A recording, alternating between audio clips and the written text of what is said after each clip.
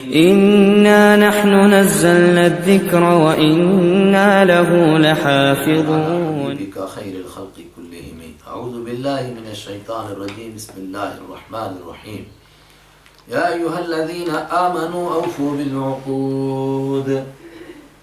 سورہ مائدہ شروع ہوتی ہے اور حضرت رحمت عالم صلی اللہ علیہ وسلم کا ایک ارشاد ہے کہ سورہ مائدہ کے احکام جو کچھ سورہ مائدہ میں اترا اس کو آخری سمجھو، چونکہ یہ آخری دور میں نازل ہوئی ہے، اس کے احکام منسوخ نہیں ہوئے۔ لیکن تحقیق کرنے والے کہتے ہیں کہ یہ سورت کے نزول کا زمانہ کچھ تو صلح حدیبیہ کے بعد کا ہے اور کچھ فتح مکہ کے بعد کا ہے اور کچھ خاص حجۃ الوداع کے موقع کا ہے۔ تو اس موقع پر یہ سورت نازل ہوئی، اس کے احکام پکے۔ جس طرح سورہ نساء کے اندر کچھ احکام بیان ہوئے تھے، اس سورت کے اندر بھی کچھ احکام بیان ہو رہے ہیں۔ اس میں بھی وضو اور تیمم کا طریقہ بیان ہو رہا ہے اور اس کے اندر چوری اور ڈکیتی کے احکام بیان ہو رہے ہیں۔ لیکن خاص طور سے اس میں 3 قصے ہیں۔ ایک حضرت موسیٰ علیہ السلام کا جہاد کا قصہ ہے، ایک حضرت آدم علیہ السلام کے 2 بیٹوں کا قصہ ہے، اور سورت کے آخر میں حضرت عیسیٰ علیہ السلام کا ایک قصہ ہے جن کے لیے آسمان سے دسترخوان اترا تھا یا اتارنے کی انہوں نے دعا کی تھی۔ تو دسترخوان کو جس کے اوپر کھانا لگا ہوا ہو، اس دسترخوان کو عربی میں مائدہ کہتے ہیں۔ تو چونکہ دسترخوان کا وہاں تذکرہ ہے، تفصیل وہیں آئے گی، اس لیے پوری سورت کا نام سورہ مائدہ ہے۔ احکام بیان ہوئے ہیں، اس لیے غور سے سننے کی ضرورت ہے۔ اور احکام کب بیان ہوئے؟ جب مسلمان مدینہ منورہ چلے گئے اور مسلمانوں کی ایک ریاست وجود میں آ گئی، اپنی حکومت ہو گئی، تو پھر احکام نازل ہوئے، کچھ قوانین نازل ہوئے۔ لیکن اس صورت کا بھی عجیب انداز ہے، اس میں 2 رکوع کے بعد اچانک یہود کا تذکرہ شروع ہو جائے گا، اور اس کا مقصد کیا ہوگا کہ اے ایمان والو، تم کو کچھ احکام دیے گئے اور تم سے کچھ عہد اور معاہدے لیے گئے ہیں، یہودیوں سے تم سے پہلے لیے گئے تھے، مگر وہ ان وعدوں پر نہیں پورے اترے۔ پھر آگے بیان کیا جائے گا کہ یہودیوں کو یہ قوانین دیے گئے، عیسائیوں کو بھی دیے گئے، مگر ان سب نے اللہ کے قوانین کو پس پشت ڈالا اور ان پر عمل نہیں کیا۔ تو تم بچ کر رہنا، کہیں تمہارا حال بھی اسی طرح ہو جائے۔ اس تفصیل اور آگے پھر فرمایا جائے گا کہ اس کے بچنے کا طریقہ کیا ہے۔ فرمایا اس کا یہ طریقہ ہے کہ تم یہودیوں اور عیسائیوں کو اپنے لیے آئیڈیل نہ بناؤ، نمونہ نہ بناؤ، ان کے پیچھے نہ چلو، ان کے کردار سے، ان کے کاموں سے متاثر نہ ہوں کہ تم بھی ان کی طرح کام کرنے لگ جاؤ۔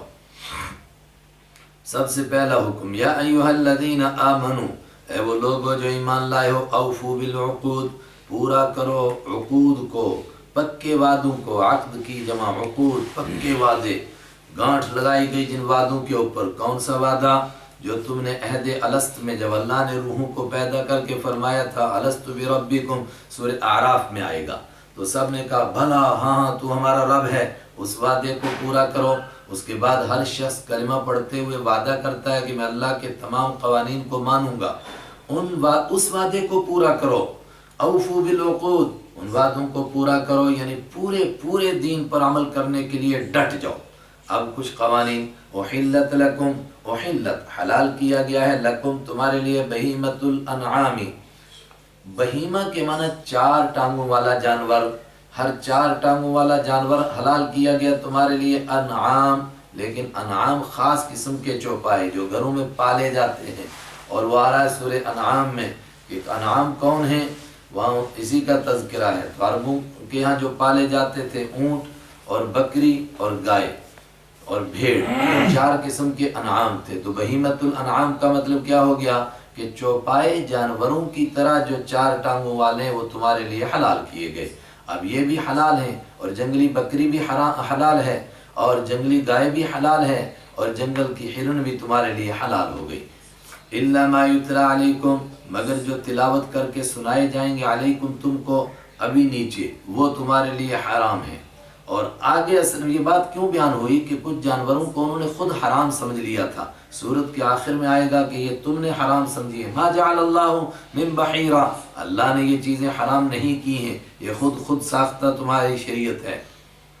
تو ہر انعام چوپائے جانور تمہارے لیے حلال ہیں، اور ہمیشہ حلال ہیں، البتہ ایک صورت ہے جس میں حلال نہیں، کب؟ غیر محل الصید، غیر اس کے علاوہ، محلی کہ تم حلال سمجھنے والے ہوں، الصید شکار کو، ہرن حلال ہے، اور بکری جنگلی حلال ہے، اور جنگل کی گائے حلال ہے، لیکن اس حال میں حلال نہیں کہ وَأَنْتُمْ حرم، ان کا شکار کرنا حلال نہیں اس حال میں کہ تم حرمت احرام میں ہو۔ احرام کی حالت میں اگر ہے، حج کے لیے جا رہا ہے، عمرے کے لیے جا رہا ہے، تو اب یہ جو حلال جانور تھے ان کا شکار بھی محرم کے لیے حلال نہیں، وہ اگر اس کا شکار کرے گا نہ اس کے لیے حلال ہے، اور اس کا کیا ہوا شکار کسی اور کے لیے بھی حلال نہیں۔ یہ قانون اللہ نے بیان فرمایا، کیوں فرمایا؟ اللہ ہے نا، اس کی مرضی، ان اللہ یحکم، بے شک اللہ تعالیٰ حکم دیتا ہے، ما یرید، جو وہ چاہتا ہے، اس نے حکم دے دیا، مانو، جب تم اس کو مانتے اس کے حکم کو بھی مانو۔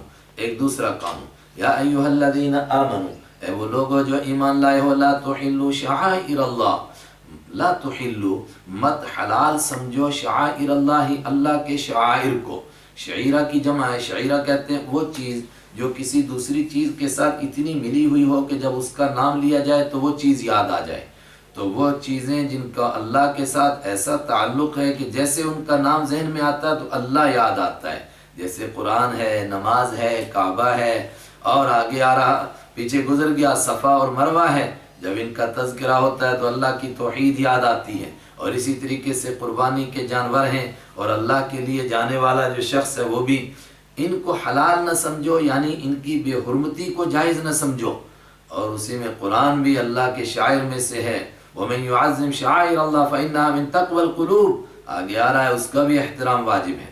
وَلَا الشَّهْرَ الْحَرَامِ، اور مت حلال سمجھو تم الشہر الحرام، حرمت والے مہینے کو، 4 مہینے تھے جن کے اندر جنگ کرنے کو دور جہالت میں بھی عرب ناجائز سمجھتے تھے، چاند کے اعتبار سے ذی قعدہ، ذی الحجہ اور محرم اور رجب کا مہینہ، تفصیل انشاءاللہ سورۃ توبہ میں آئے گی۔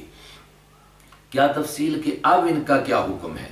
وَلَا الْهَدْيَ، اور تفصیل وہی شاعر اللہ کی، ان کی بے حرمتی کو جائز نہ سمجھو، وہ کیا کہیں؟ وَلَا الْهَدْيَ، اور قربانی کے جانور کی بے حرمتی کو جائز نہ سمجھو، وَلَا الْقَلَائِدَ، اور اس جانور کی بھی جس کے گلے میں پٹا ڈالا ہوا ہے۔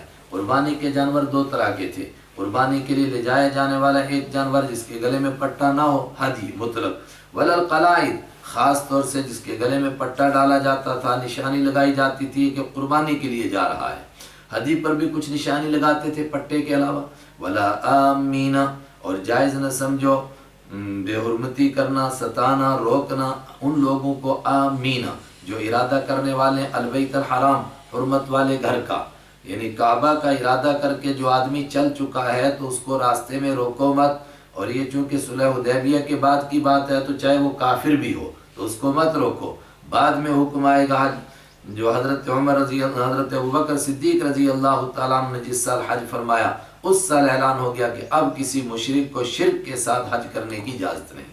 یبتغون فضلا من ربہم، جو بیت اللہ کا ارادہ کرنے والے ہیں، یبتغون، اس حال میں کہ وہ تلاش کرتے ہیں، فضلا من ربہم، اپنے رب کا فضل، اپنے رب کا فضل، رزق حلال کو بھی کہا گیا تو یہ بھی ہو سکتا ہے، اور یہ بھی ہو سکتا ہے کہ اللہ کی مہربانی تلاش کرتے ہیں اپنے عقیدے کے اعتبار سے، ورضوانہ، اور اللہ کی رضامندی تلاش کرتے ہیں۔ اور یہ جو کہا گیا کہ ان چیزوں کا اوپر شکار حرام ہے، یہ کب تک حرام ہے؟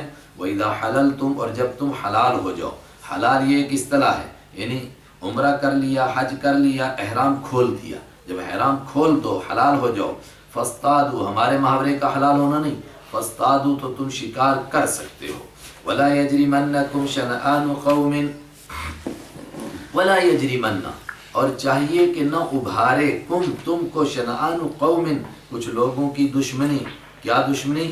ان صدوا، کہ انہوں نے روکا تھا، تم کو، عن المسجد الحرام، مسجد حرام سے، صلح حدیبیہ کے موقع پر بھی روکا مسجد حرام سے، اب ان سے تم کو نفرت ہے تو یہ نفرت اس بات تک تم کو نہ پہنچائے، ان تعتدوا، کہ تم حدوں کو کراس کر دو، اب ان کا کوئی مشرک جا رہا ہے تو تم کہو کہ انہوں نے ہم کو روکا، ہم ان کو بھی نہیں جانے دیں گے، نہیں نہیں، تم جانے دو ان کو، وتعاونوا، اور تم ایک ضابطہ سمجھو کہ کوئی اچھا کام ہے تو اس میں مدد کرو، اور برا کام ہے تو اس میں تعاون نہ کرو، وتعاونوا اور ایک دوسرے کی مدد کرو تم علی البر نیکی پر والتقوی اور پرہیزگاری کے کاموں پر، ولا تعاونوا اور مت ایک دوسرے کی مدد کرو علی الاثم گناہ پر، والعدوان اور زیادتی پر، اثم اللہ کے حق تلفی ہو رہی ہے اس میں بھی ایک دوسرے کی مدد نہ کرو، عدوان بندوں کے اوپر زیادتی کی جا رہی ہے اس میں بھی ایک دوسرے کی مدد نہ کرو، واتقوا اللہ اور ڈرو اللہ سے، ان اللہ شدید العقاب بے شک اللہ تعالیٰ شدید العقاب سخت سزا دینے والا ہے۔ اوپر فرمایا تھا کہ سارے جانور تمہارے لیے حلال ہیں مگر جن کی ابھی تلاوت کی جائے گی، تو کون ہیں وہ جو جن کی تلاوت کی جائے گی؟ یہ چند جانور، حرمت علیکم المیتہ حرام کیا گیا، علیکم تم پر، المیتہ مردار کو، اب آگے مردار کی چند قسمیں آئیں گی، والدم اور حرام کیا گیا تمہارے اوپر بہتے ہوئے خون کو، دم کے معنی خون، لیکن سورہ انعام میں چونکہ بہتے ہوئے کی قید ہے اس کی وجہ سے یہاں بھی ترجمہ کریں گے کہ بہتا ہوا خون، ولحم الخنزیر اور حرام کیا گیا تمہارے اوپر خنزیر کا لحم، لحم کے معنی گوشت، وما اہل اور حرام کیا گیا تمہارے اوپر ما ہر وہ جانور اہل پکارا گیا ہے وہ لغیر اللہ اللہ کے علاوہ، بھی اس کے ساتھ اللہ کے علاوہ کا نام پکارا گیا، یعنی کسی اور کے لیے کہا گیا کہ فلاں کے چڑھاوے کے لیے اور فلاں کی خوشنودی کے لیے یہ بکرا ہے، یہ جانور ہے، اس ہستی کو خوش کرنے کے لیے، کیوں؟ یہ امید اور یہ نیت رکھتے ہوئے کہ وہ ہستی وہ غیر اللہ خوش ہوگا تو ہمارے کام بن جائیں گے۔ جس جانور کو بھی اس طرح چڑھایا جائے، چاہے وہ کسی مورتی پر چڑھے چاہے کسی بزرگ کے اس پر چڑھے، وہ اس میں شامل۔ آگے کچھ جانوروں کو مردار کی تفصیل کہ مرا ہوا جانور کون کون سا ہو سکتا ہے، والمنخنقۃ اور حرام کیا گیا تمہارے اوپر گلا گھٹ کر کے مرنے والا جانور، والموقوذۃ اور حرام کیا گیا تمہارے اوپر ڈنڈے سے مارا ہوا جانور جن کو لاٹھیوں سے پتھروں سے مارتے مارتے مار دیا، والمتردیۃ اور حرام کیا گیا تمہارے اوپر سے نیچے گر کر مرنے والا جانور، والنطیحۃ اور حرام کیا گیا تمہارے اوپر سینگ سے مرا ہوا جانور، دو جانوروں کی آپس میں لڑائی ہوئی ایک نے دوسرے کو مار دیا ٹکر مار مار کے، یہ بھی مردار ہے، وما اکلا اور حرام کیا گیا تم پر ما وہ جانور اکلا کھا گیا ہو جس کو السبع درندہ کسی درندے نے پھاڑ کھایا اور وہ مر گیا، لیکن یہ جو اوپر سے نیچے گرنے والا اور گلا گھٹنے والا اور سینگ سے مرنے والا یا درندے کا مارا ہوا، اس کے لیے ایک تفسیر، اس کے لیے ایک استثناء، الا ما ذکیتم مگر جس کو تم ذبح کر لو، اگر جان باقی تھی ابھی اور آدمی نے بسم اللہ اللہ اکبر کہہ کر کے ذبح کیا تو یہ تمہارے لیے جائز ہے، بس والمنخنقۃ سے لے کر یہاں تک یہ جائز ہیں، اوپر والے نہیں، نعوذ باللہ کہ خنزیر کو بھی تکبیر کہہ کے کہیں تو وہ حلال ہو جائے، یا غیر اللہ کے نام پر جو رکھا گیا ہے اس کو تکبیر کہیں تو وہ حلال ہو جائے، وہ نہیں، وہ تو مطلق حرام۔ وما ذبح علی النصب اور خاص ایک وہ ہے جس کو غیر اللہ کے نام کیا گیا پھر غیر اللہ پر چڑھایا یا نہ چڑھایا، ایک اور قسم وما ذبح اور جو ذبح کیا گیا علی النصب ستھانوں کے اوپر، نصب خاص طور سے وہ پتھر تھے خانہ کعبہ کے آس پاس جن کے اوپر لے کر جانوروں کو ذبح کرتے تھے، مختلف ہستیوں کے ساتھ وہ منسوب تھے، ان پر ذبح کرنے سے سمجھتے تھے کہ وہ ہستیاں خوش ہو جائیں گی۔ اور بعض حضرات نے کہا کہ وما اہلا میں وہ تھا کہ جس کو ذبح کرتے وقت میں غیر اللہ کا نام لیتے تھے، تو وما ذبح علی النصب میں وہ آیا کہ جس کو غیر اللہ کے نام پر ذبح کیا گیا اگرچہ ذبح کرتے ہوئے اللہ کا نام بھی لیا گیا۔ وَأَن تَسْتَقْسِمُوا بِالْأَزْلَامِ اور حرام کیا گیا تمہارے اوپر ان تستقسموا، دو معنی، ایک یہ کہ تم قسمت آزماؤ اور دوسرا تستقسموا تم بانٹو، بالازلام تیروں کے ذریعے سے، ازلام ظلم کی جمع ان تیروں کو کہتے تھے جو بغیر پر کے ہوتے تھے اور خاص طور سے وہ دو کاموں کے لیے تھے، ایک تو فال نکالتے تھے قسمت آزماتے تھے اور دوسرے جانور کو بانٹتے تھے۔ فال کیسے نکالتے تھے؟ کسی نے مثلا شادی کرنی ہے تو وہ کہتا تھا پیسے دیتا تھا تو ان کا جو پنڈت ہوتا تھا ان تیروں کو گھما کر نکالتا تھا، ایک پر لکھا ہوتا تھا لا، ایک پر نعم اور ایک پر کچھ نہیں، تو اگر آ گیا لا تو وہ کہتا تھا بھئی یہ شادی منحوس ہے اچھی نہیں، اگر لکھا ہوا آ جاتا تھا نعم تو کہتا تھا بہت اچھا کر لو۔ دوسرے کچھ تیر وہ تھے کسی پر لکھا ہوا تھا آدھا، کسی پر پاؤ اور کسی پر پورا اور کسی پر پون، اب مل کر کے شکار کرتے تھے، پھر اس کے پاس جاتے تھے یار ہماری بتا قسمت کیسی ہے، 10 لوگوں نے شکار کیا مثلا تو اس پر ایک اس نے نکالا ایک آدمی کا، اس پر لکھ گیا پورا، تو پورا جانور وہی کھا جاتا تھا اور باقی سب محروم ہوتے تھے۔ اس کو بھی اللہ نے حرام کر دیا، اس طرح فال نکالنے کو بھی اور اس طرح تقسیم کرنے کو بھی۔ ذالکم فسق، یہ گناہ کے کام ہیں۔ الیوم، آج یئس مایوس ہو چکے ہیں، الذین، وہ لوگ، کفروا، جنہوں نے کفر کیا، من دینکم، تمہارے دین سے۔ مطلب وہ سمجھتے تھے کہ مسلمان کچھ نہ کچھ باتوں میں ہمارے ساتھ سمجھوتا کر لیں گے، لیکن جب یہ باتیں کھول کر بیان ہوئیں تو وہ مایوس ہو گئے۔ تو کوئی سمجھے کہ پھر وہ مایوس ہو گئے تو سارے اکٹھے ہو جائیں گے تو یہ تو مل کر ہم پر حملہ کر دیں گے، اور کچھ نہیں ہوتا۔ فلا تخشوہم، اے مسلمانوں تم نہ ڈرو، ہم ان سے، واخشوا، اور ڈرو تم نی مجھ سے۔ الیوم، آج، اکملت، یہ وہ آیت ہے جو نازل ہوئی آپ کے اوپر حجۃ الوداع کے موقع میں، آخری حج کے موقع پر۔ ادھر آپ خطبہ دے رہے تھے اور آخری باتیں ارشاد فرما رہے تھے، ادھر یہ آیت نازل ہو گئی، الیوم، آج، اکملت لکم دینکم، مکمل کر دیا، لکم، تمہارے لیے میں نے، دینکم، تمہارے دین کو مکمل کر دیا۔ جتنے کرنے کے کام ہیں وہ بھی تم کو بتا دیے، اور جن کاموں سے تم کو رکنا ہے وہ بھی تم کو بتا دیے گئے۔ وَأَتْمَمْتُ عَلَيْكُمْ نِعْمَتِي، اور پورا کر دیا میں نے، علیکم، تم پر، نعمتی، اپنی نعمت کو۔ وَرَضِيتُ، اور میں راضی ہو گیا، لکم، تمہارے لیے، الاسلام، دین اسلام کو میں نے پسند کیا تمہارے لیے، اسلام کو، دین کے اعتبار سے۔ اب تم یہی جو اسلام ہے، اللہ کے سامنے جھک جانا، اپنے آپ کو اللہ کے حوالے کر دینا، اسلام کا معنی، یہی دین اللہ نے تمہارے لیے پسند کر لیا ہے، اس پر تم ڈٹے رہو۔ حضرت امام مالک رحمۃ اللہ علیہ نے اسی آیت کی بنیاد پر فرمایا، کوئی آدمی اگر چھوٹی موٹی کسی قسم کی بھی بدعت نکالتا ہے تو گویا وہ اپنے عمل سے یہ کہنا چاہتا ہے کہ اللہ نے تو کہا کہ دین مکمل ہوا، لیکن ابھی نہیں مکمل ہوا تھا، میں نے ایک بدعت نکالی، اب یہ بدعت کے ذریعے سے مکمل ہوا۔ یعنی ساری باتیں اللہ نے بیان کی تھی مگر یہ چھوٹ گئی تھی، نعوذ باللہ۔ فمن اضطر، اور فرمایا کہ وہ اللہ کے حبیب صلی اللہ علیہ وسلم کو بھی ناقص سمجھتا ہے کہ حضور نے ساری سنتیں بتائیں مگر یہ ایک کام چھوٹ گیا تھا حضور سے، یہ میں کر رہا ہوں۔ فمن اضطر، فمن، تو وہ آدمی جو اضطر، مجبور کر دیا گیا، فی مخمصۃ، بھوک میں، اوپر کی چیزیں حرام لیکن کوئی آدمی بھوک میں مجبور ہو گیا، جان جانے لگ گئی، غیر متجانف، اس کے علاوہ کہ وہ جھکنے والا ہو، لی اثم، گناہ کے لیے، گناہ کی طرف نہیں جھک رہا ہے لیکن بھوک کی وجہ سے مجبور ہو گیا اور پھر اس نے حرام میں سے کوئی چیز کھا لی تو اس کے لیے جائز ہے۔ فإن اللہ غفور، تو بے شک اللہ تعالیٰ بخشنے والا، رحیم، رحم کرنے والا ہے۔ یسألونک ماذا احل لهم، لوگ آپ سے پوچھتے ہیں ماذا احل، کیا حلال کیا گیا ہے، لہم، ان کے لیے۔ یہ اوپر حلال اور حرام کی باتیں تو تفصیل سے آ گئیں، تو کیا حلال کیا گیا ہے ان کے لیے، کس چیز کے بارے میں سوال تھا؟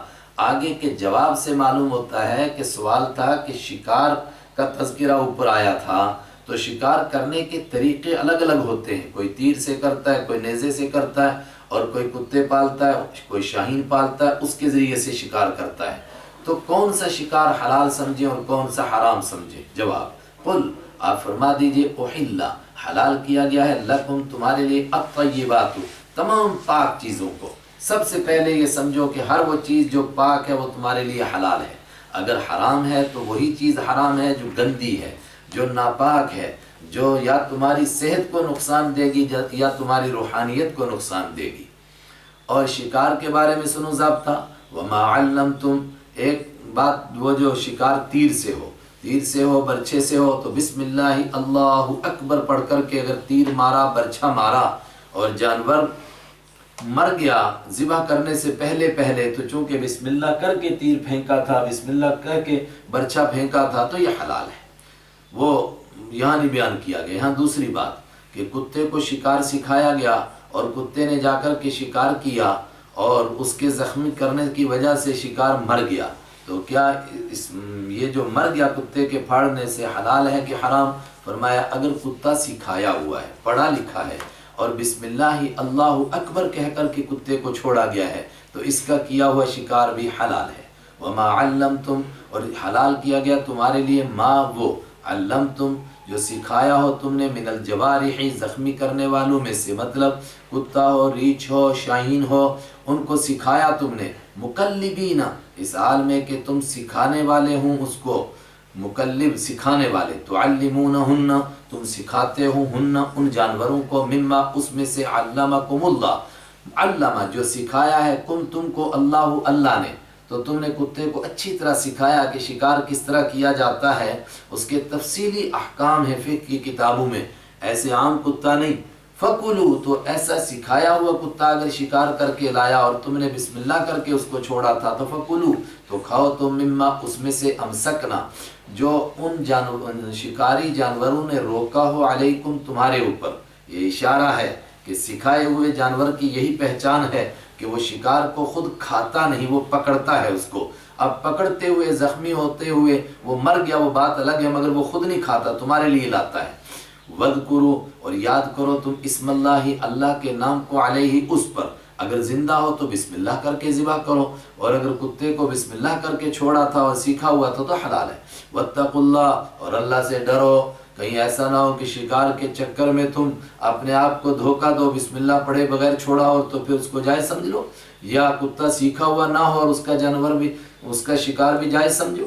ان اللہ سریع الحساب، بے شک اللہ تعالیٰ جلد حساب لینے والا ہے۔ جب یہ بات بیان کی گئی تو لگے ہاتھوں ایک اور بات بھی، وہ کیا کہ ایمان والا بسم اللہ اللہ اکبر کر کے ذبح کرے تو اس کا ذبیحہ حلال ہے۔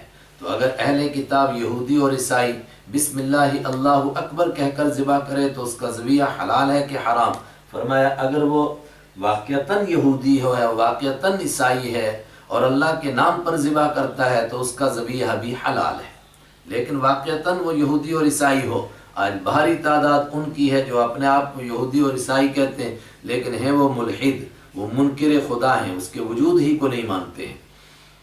الیوم، آج احل، حلال کیا گیا، لکم، تمہارے لیے، الطیبات، تمام پاک چیزوں کو، وطعام، اور حلال کیا گیا کھانا، الذین، ان لوگوں کا، اوتوا الکتاب، جن کو کتاب دی گئی تھی، ان کا کھانا۔ یہاں کھانے سے مراد ان کا پکا ہوا نہیں بلکہ ان کا ذبح کیا ہوا، حل، حلال ہے، لکم، تمہارے لیے، وطعامکم، اور تمہارا کھانا یعنی تمہارا ذبح کیا ہوا، حل لہم، حلال ہے ان کے لیے۔ تو وہ تو حلال اور حرام کو مانتے نہیں۔ اشارہ دوسرا ہے کیا کہ جس چیز کو کوئی حرام سمجھتا ہو اس کو دھوکہ دے کر مت کھلاؤ، تمہارا ذبح کیا ہوا حلال ہے اور اس کو وہ بھی حلال سمجھتے ہیں، وہ ان کو دے سکتے ہیں۔ والمحصنات، اور پاک دامن عورتیں، من المؤمنات، ایمان والیوں میں سے، وہ تمہارے لیے حلال ہیں۔ والمحصنات، اور پاک دامن عورتیں، من الذین، ان لوگوں کی، اوتوا الکتاب، جن کو کتاب دی گئی تھی، من قبلکم، تم سے پہلے، وہ بھی تمہارے لیے حلال ہیں۔ یہودی عورت ہو، عیسائی عورت ہو، مگر واقعتاً اپنے مذہب کو مانتی ہو تو اس کے ساتھ تمہارے لیے نکاح کرنا جائز ہے، لیکن ان کے ہاں بیٹی دینا جائز نہیں۔ ان کے ہاں نکاح کرنا جائز کیوں ہے؟ تاکہ تم ان کو دین کی دعوت دے سکو، اور بیٹی ان کے ہاں دینا اس لیے جائز نہیں چونکہ عورت کسی نہ کسی درجے میں کمزور ہوتی ہے تو کہیں وہ متاثر ہو کر کے اپنے دین سے نہ ہاتھ دھو بیٹھے۔ یہ تمہارے لیے جائز ہے، اذا آتیتم، جب دے دو تم، ہن، ان کو، اجورہن، ان کے مہر، محسنین، اس حال میں کہ تم ان کو زندگی بھر کے لیے نکاح کی قید میں لانے والے ہوں، غیر مسافحین، اس حال میں کہ تم مستی مارنے والے نہ ہوں، پانی بہانے والے نہ ہوں، ولا متخذی اخدان، اور اس حال میں کہ تم پوشیدہ طور پر اخدان، دوستیاں لگانے والے نہ ہوں، یار بنانے والے نہ ہوں۔ دو باتیں ہوئیں، تمہارے لیے جائز ہے ان سے نکاح کرنا، تب جائز ہے جب ان کو ان کا مہر دے دو۔ دو شرط باتیں جائز نہیں، کیا؟ بدکاری جائز نہیں، مصافحین ہو گیا اعلانیہ بدکاری، اور اس کی شکلیں یہ نکاح موقت، کچھ دیر کے لیے نکاح کر لیا، یہ بھی حرام ہے اعلانیہ طور پر۔ ولا متخذی اخدان، اور پوشیدہ طور پر بدکاری کریں، غیر موقت نکاح بھی نہ کریں، بس بدکاری ہی اور چھپ کر کے، یہ بھی حرام ہے۔ تو نکاح کے سوا اعلانیہ طور پر ہو وہ بھی حرام، اور پوشیدہ طور پر ہو وہ بھی حرام۔ لیکن جو پاک دامن اہل کتاب ہے ان سے نکاح جائز ہے، لیکن اس کے بعد ایک دھمکی، وَمَن يَكْفُرْ بِالْإِيمَانِ، اور جو کوئی کفر کرے گا ایمان کے ساتھ، ایمان کے بعد کفر کرے گا۔ ایمان کے بعد کفر کا مطلب کہ یعنی یہودی نام کی عورت ہے، عیسائی نام کی عورت ہے، حقیقت میں وہ عیسائی اور یہودی نہیں، اس سے نکاح کر رہا ہے تو گویا کفر، ایمان کے بعد کفر کر رہا ہے۔ اور اسی طریقے سے یہودی ہے، عیسائی ہے، مگر اس کی محبت میں فریفتہ ہو کر اس سے نکاح کر رہا ہے، اور پھر اس کے ساتھ اس کے دین سے متاثر ہو کر خود یہودی بن رہا ہے، تو گویا ایمان کے بعد کفر کر رہا ہے، فقد حبط عملہ، تو پھر برباد ہو گئے اس کے عمل، وہو فی الآخرۃ من الخاسرین، اور وہ آخرت میں ہوگا نقصان اٹھانے والوں میں سے۔ یہاں تک یہ تذکرہ ہوا دل و دماغ کی پاکی کا، روحانی پاکیزگی کا تذکرہ ہوا کہ ان کاموں کے کرنے سے آدمی روحانی طور پر گندا ہو جائے گا۔ آگے جسمانی پاکی کا تذکرہ، روحانی پاکی کے بعد باطنی پاکی کے بعد ظاہری پاکی کا تذکرہ، یوں بھی کہہ سکتے ہیں۔ ظاہری پاکی کیا ہے؟ یا ایھا الذین آمنو، اے وہ لوگو جو ایمان لائے ہو، اذا قمتم، جب تم کھڑے ہو جاؤ، الی الصلاۃ، نماز کی جانب۔ اب اگر اتنا ہی ہوتا تو ہم سمجھتے ہیں کہ جب نماز کے لیے کھڑے ہونا تب وضو کرنا ہے، نہیں، اللہ کے حبیب نے اور صحابہ کرام نے اس کا ترجمہ کر دیا جب نماز پڑھنا چاہو۔ فاغسلوا، تو دھو تم وجوہکم، اپنے چہروں کو، وایدیکم، اور اپنے ہاتھوں کو۔ ہاتھ تو خالی آخر والے حصے ہاتھوں کو کہتے ہیں، بازو کو نہیں کہتے، اس لیے قید لگائے الی المرافق، ہاتھوں کو دھو مگر مرافق تک، کوہنیوں تک دو ہاتھوں کو، اور کوہنیاں بھی اس میں شامل ہیں۔ وامسحوا برؤوسکم، اور مسح کرو تم برؤوسکم، اپنے سر کے ساتھ۔ سر کے ساتھ کا مطلب امت نے کہ بھاری طبقے نے سمجھا کہ سر کے کچھ حصے کا مسح کرو، اور ہمارے یہاں کم سے کم چوتھائی۔ وارجلکم، اور دھو تم ارجل، پاؤں کو، ارجلکم، اپنے پاؤں کو، الی الکعبین، ٹخنوں سمیت، ٹخنوں تک اپنے پاؤں کو دھو۔ یہ چار چیزیں یعنی سر کا مسح کرنا اور تین چیزوں کو دھونا، یہ وضو کے اصلی فرض ہیں، لیکن اس کے علاوہ جو باتیں ہیں وہ سنت ہیں، اگر اس کے خلاف کوئی کرے گا تو وضو کا ثواب نہیں ملے گا۔ وَإِن كُنتُمْ جُنُوبًا، اور اگر تم جنوبی ہو، تم پر غسل واجب ہو چکا ہو، فَطَّهَّرُوا، تو پھر اچھی طرح پاکی حاصل کرو۔ وَإِن كُنتُمْ مَرْضَىٰ، اور اگر تم پر وضو فرض ہو گیا ہو، یا وضو ٹوٹ گیا ہو، یا غسل فرض ہو گیا ہو مگر تم بیمار ہو۔ وَإِن كُنتُمْ مَرْضَىٰ، اور اگر تم بیمار ہو، پانی استعمال کرنے پر قدرت نہ ہو، او علی سفر، یا تم کسی سفر پر ہوں، او جاء احد، یا آیا ہو تم میں سے کوئی آدمی، منکم، تم میں سے، من الغائط، پست جگہ سے۔ پست جگہ سے آنے کا مطلب کوئی آدمی قضاء حاجت سے فارغ ہو کر کے آیا ہے، اشارے کے ساتھ بیان کیا۔ او لامستم النساء، یا تم نے چھوا ہو عورتوں کو، عورتوں کو چھونے کا مطلب ملاقات ہوئی ہو۔ فلم تجدو، تو تم نہ پاؤ، ماء، پانی، فتیمموا، تو تم تیمم کر لو، سعیدا طیبا، پاک مٹی سے، پاک مٹی سے تیمم کرو۔ اوپر غسل کی باتیں بھی آئیں اور وضو کی بھی، تو اس کا مطلب کہ غسل کے بدلے میں بھی تیمم اور وضو کے بدلے میں بھی تیمم۔ فامسحوا، کیسے کریں تیمم؟ فامسحوا، تو تم مسح کر لو، بوجوہکم، اپنے چہروں کا، وایدیکم، اپنے ہاتھوں کا، منہ، اس پاک مٹی سے۔ اور میں نے اس کا طریقہ بتا دیا پیچھے کہ ایک روایت سے ثابت ہو رہا ہے کہ دونوں ہاتھ ماریں، پھر اس کو جھاڑیں، اور پھر پورے چہرے پر پھیریں، پھر دوبارہ ماریں، اور پھر جھاڑیں، اور پھر کوہنیوں تک، جس طرح وضو کیا جاتا ہے وہاں تک پورا ہاتھ پھیر لیں۔ بس یہ ہاتھ پھیرنے کا نام ہی تیمم ہے۔ ما یرید اللہ، نہیں چاہتا ہے اللہ، لیجعل علیکم، کہ بنائے وہ علیکم، تم پر، من حرج، کوئی تنگی، اللہ تم پر تنگی نہیں کرنا چاہتا ہے، اس لیے آسانی کی کہ وضو فرض کیا، پانی نہ ملے، یا پانی پر قدرت نہ ہو، یا پانی یا کوئی استعمال کرانے والا نہ ہو ہر شکل کے اندر، فرمایا تیمم کر لو۔ اللہ تعالیٰ کیا چاہتا ہے؟ آسانی۔ ما یرید اللہ، نہیں چاہتا اللہ تعالیٰ، لیجعل، کہ وہ ڈالے، علیکم، تم پر، من حرج، کوئی تنگی، ولکن یرید، لیکن یرید، اللہ چاہتا ہے، لیطہر، کہ پاک کرے وہ کم، تم کو، ولیتم، اور اللہ چاہتا ہے کہ پورا کرے وہ نعمتہ، اپنی نعمت کو، علیکم، تم پر۔ تو اس کی نعمتوں میں سے ایک وضو تھا، وہ تم کو نصیب ہوا، ایک غسل تھا، وہ بھی تمہیں عطا ہوا، ایک تیمم کی نعمت باقی تھی، وہ بھی تم کو مل گئی، لعلکم تشکرون، تاکہ تم شکر کرو ان نعمتوں کے اوپر۔ اور یہ ایک ہی نعمت نہیں، یہ سارا دین تم کو عطا کیا، اس پر اللہ کا شکر کرو۔ واذکروا نعمت اللہ، اے ایمان والو یاد کرو نعمت اللہ، اللہ کی نعمتوں کو، علیکم، جو اس نے تم پر کی ہیں۔ اللہ تعالی ہم کو شکر کی توفیق عطا فرمائے۔ شکر اس کیفیت کا نام ہے جو اللہ سے مانگنے کی ضرورت ہے۔ اللہ کے نیک بندے بھی اللہ سے شکر مانگتے ہیں۔ اللہ رب اوزعنی ان اشکر نعمہ، اے پروردگار تو مجھے توفیق عطا فرما کہ میں تیری نعمتوں کا شکر ادا کروں، ان نعمتوں کا حق ادا کروں۔ اور یہی بات یہودیوں اور عیسائیوں کے لیے پیچھے کہی گئی تھی، ان سے کہا گیا تھا اذکروا نعمت التی انعمت علیکم، ہم سے بھی کہا جا رہا ہے اللہ کی نعمتوں کو یاد کرو، ان نعمتوں کا حق ادا کرو، ومیثاقہ، اور اللہ کا وہ وعدہ یاد کرو، الذی واثق، جو اللہ نے پکا وعدہ لیا ہے تم سے، جن جن باتوں کے بارے میں بھی، ان وعدوں کو پورا کرو۔ وہ وعدہ میں نے کہا دونوں، الست بربکم جو ہم سے وعدہ لیا عالم ارواح میں وہ بھی شامل، اور جب بھی کوئی کلمہ پڑھتا ہے تو وہ وعدہ کرتا ہے وہ بھی اس میں شامل۔ اذ قلتم، یاد کرو جب تم نے کہا تھا سمعنا، ہم نے سن لیا، واطعنا، اور ہم نے اطاعت کر لی، واتقوا اللہ، اور ڈرو اللہ سے، ان اللہ علیم بذات الصدور، بے شک اللہ تعالیٰ جاننے والا ہے سینوں کی باتوں کو، اس سے کوئی چیز چھپ نہیں سکتی ہے۔ لہذا اللہ کی ان نعمتوں کی قدر کرو اور اپنے ظاہر اور باطن کو ایک جیسا بنانے کی کوشش کرو، جو زبان پر ہو وہ دل میں ہو، جو دل میں ہو وہ زبان پر ہو۔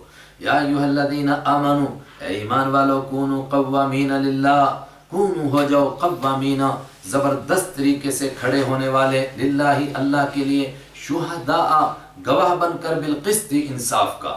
ایک اجمالی لفظ ہے، اس کا مطلب تفصیل کریں تو اللہ کی توحید کی گواہی دینے والے، اللہ کے حبیب کی رسالت کی گواہی دینے والے، قرآن کی سچائی کی گواہی دینے والے، لوگوں کو انصاف کے لیے گواہی دینے والے، انصاف دلانے والے، سب کے لیے اٹھ کھڑے ہو جاؤ دین پر عمل کرنے کے لیے۔ ولا یجرمن، اور چاہیے کہ ابھارے نہ تم کو، شنآن قوم، کسی قوم کی دشمنی، علی، اس بات پر، اللہ تعدلوا، کہ تم عدل نہ کر سکو۔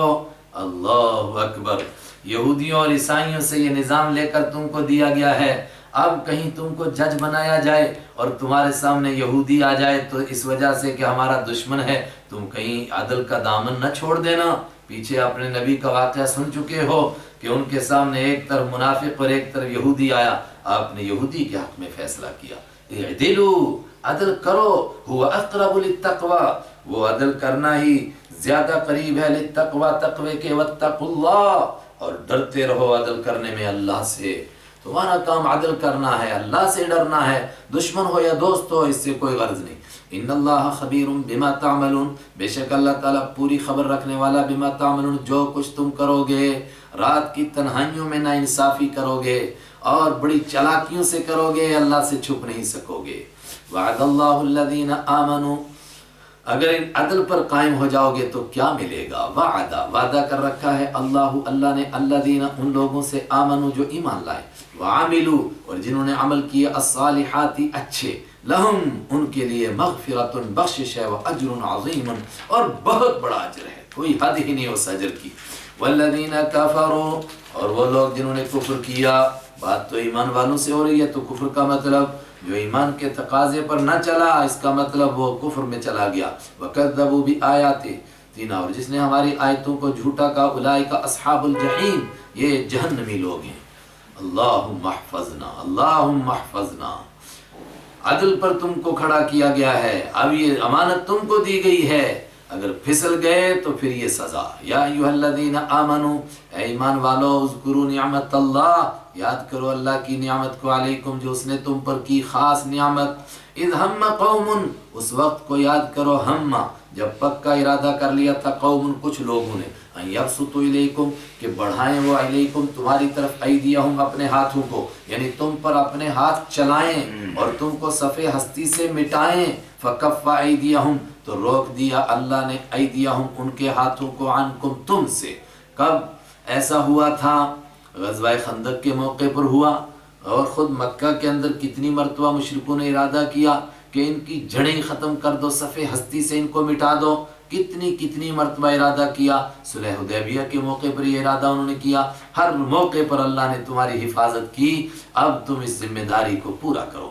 واتقوا اللہ، ڈرو اللہ سے، وعلی اللہ فلیتوکل المؤمنون، اور اللہ سے ڈر کر انصاف کرنے کے لیے دوسری اہم چیز ہے کہ بھروسہ صرف اللہ پر ہو، وعلی اللہ، اور اللہ ہی پر، فلیتوکل، دیکھیے وہ فا کے بعد لام پر جزم آ گیا، تو چاہیے کہ یتوکل، بھروسہ کریں، المؤمنون، ایمان والے، اللہ ہی پر بھروسہ کریں۔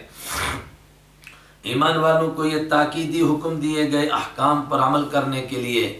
آگے یہودیوں کا اور عیسائیوں کا تفصیلی تذکرہ کہ تم سے پہلے ان سے وعدہ لیا گیا تھا آج وہ کس حالت سے دو چار ہیں اور کہاں گرتے کس مقام تک گر چکے ہیں، ان کو دیکھ لو کہیں تمہارا حشر یہ نہ ہو جائے۔ وَلَقَدْ أَخَذَ اللَّهُ، اور یقیناً لیا تھا اللہ نے۔ لیکن قرآن کا انداز یہ نہیں کہ صرف ہم کو یاد دلائے گا، اسی بیچ میں یہودیوں کو بھی جھنجھوڑا جا رہا ہے، عیسائیوں کو بھی جھنجھوڑا جا رہا ہے۔ اسی کا نتیجہ ہے کہ ان کو ایمان نصیب ہو رہا ہے، اور اسی کے ساتھ میں عرب کے وہ لوگ جو ان کو دیکھ رہے تھے کہ اگر یہ دین کو قبول کریں گے تو ہم بھی دین کو مانیں گے، ان کو بھی جھنجھوڑا جا رہا ہے کہ جن کو تم نے اپنا امام بنا رکھا ان کا تو یہ حال ہے۔ وَلَقَدْ أَخَذَ اللَّهُ، اور یقیناً یہ تین باتیں ہر جگہ یہودیوں اور عیسائیوں کے تذکرے میں ہم کو یاد رکھنی ہے۔ وَلَقَدْ، اور یقیناً أَخَذَ اللَّهُ، لیا اللہ نے میثاق، پکا وعدہ، بنی اسرائیل سے، تم سے پہلے لیا تھا۔ وَبَعَثْنَا، اور مقرر کیے تھے ہم نے، منہم، ان میں سے، 12 نقیباً، سردار۔ بنی اسرائیل کے 12 خاندان تھے، ہر خاندان کے اوپر حضرت موسیٰ علیہ السلام نے ایک سردار مقرر کیا، اور اس سردار کا خاص طور سے کیا کام تھا کہ اپنے قبیلے کو دین کے اوپر کھڑا رکھنے کے لیے محنت کرو۔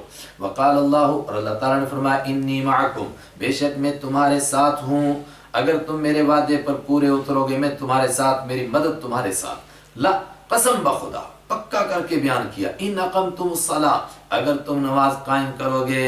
توجہ فرمائیں، اللہ کے وعدوں میں پہلا کام نماز ہے۔ جو مسلمان نماز نہیں پڑھتا وہ غدار ہے، اس نے اللہ کے وعدے کو چھوڑ دیا۔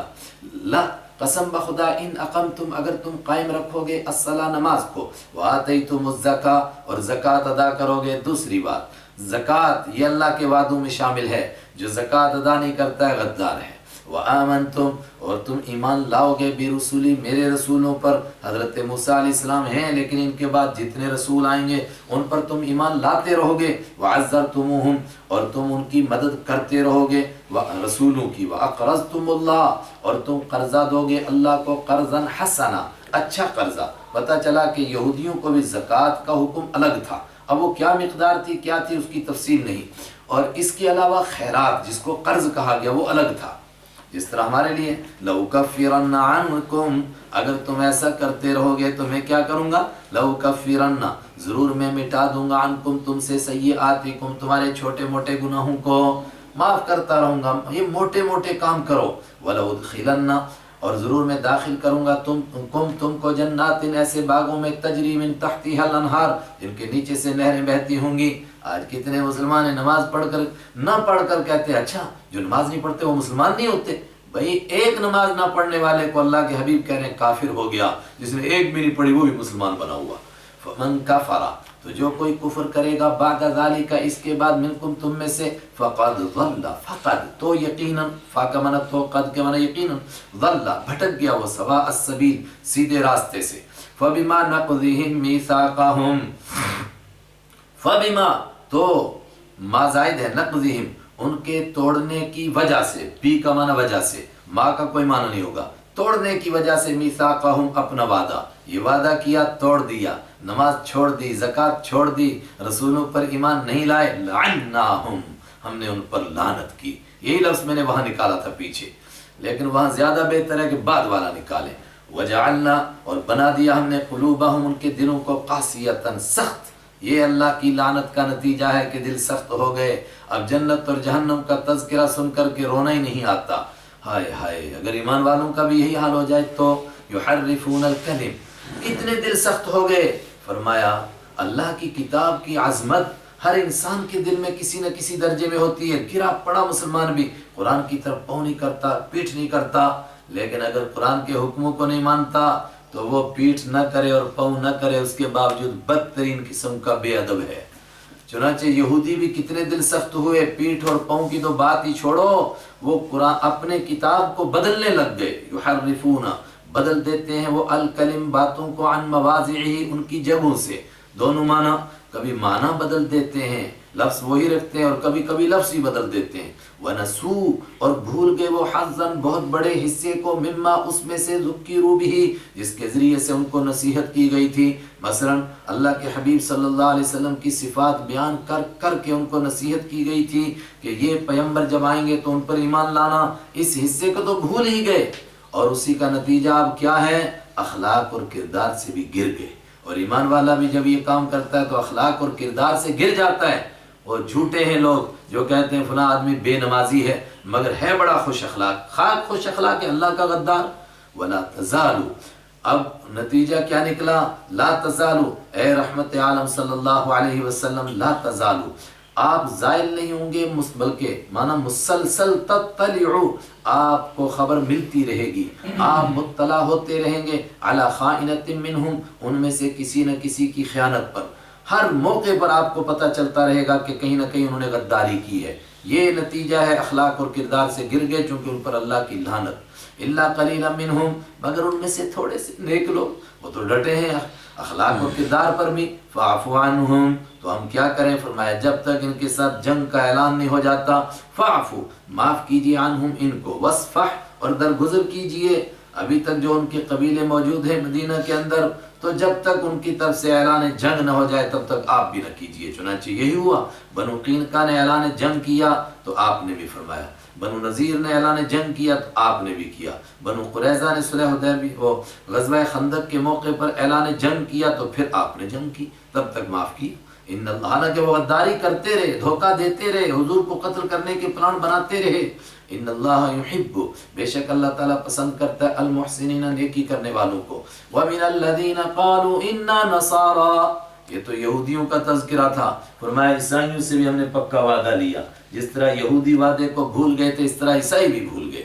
ومن الذین، اور ان لوگوں سے، قالوا، جنہوں نے کہا، انا نصارى، بے شک ہم نصارہ ہیں یعنی عیسائی ہیں، اخذنا، ان سے بھی ہم نے لیا تھا، میثاقہم، ان کا وعدہ، پکا وعدہ، فنسو، تو وہ بھی بھول گئے، حظاً، بڑے حصے کو، مما، اس میں سے، ذکروا، جو ان کو نصیحت کی گئی تھی، بھی، جس کے ذریعے سے ان کو، مثلا حضرت رحمت عالم صلی اللہ علیہ وسلم کی صفات جو ان کو بتائی گئی تھیں، آج بھی ان کی کتاب میں عہد جدید میں تفصیل سے موجود ہیں، مگر نہیں ان کو ماننا چاہتے، کان ڈھیلا کر دیتے جیسا کہ سنا ہی نہیں۔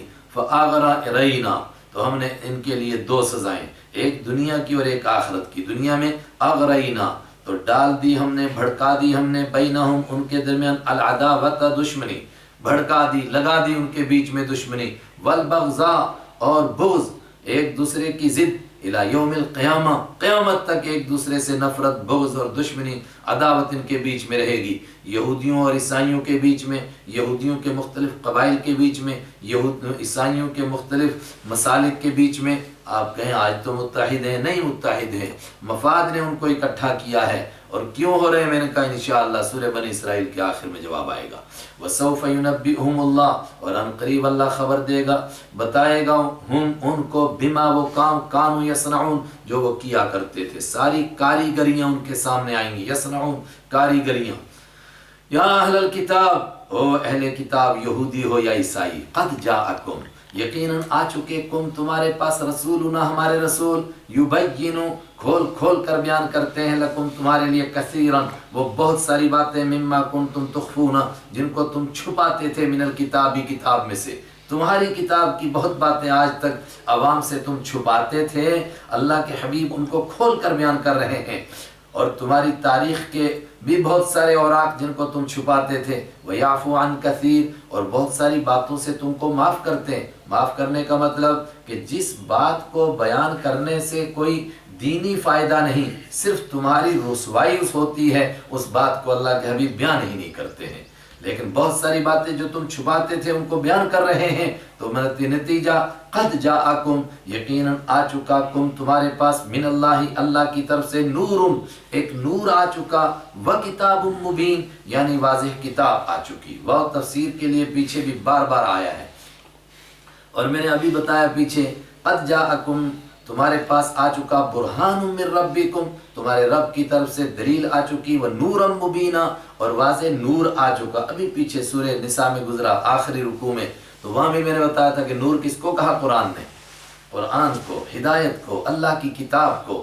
قد جاءکم، یقیناً آ چکی، کم، تمہارے پاس، من اللہ، اللہ کی طرف سے، نور، ایک لائٹ آ چکی، وکتاب مبین، اور واضح کتاب آ چکی، یہدی بہ، اس کے ذریعے سے ہدایت دیتا ہے، اللہ، اللہ، من اتبع، کس کے ذریعے سے؟ ہی، اس کتاب کے ذریعے سے۔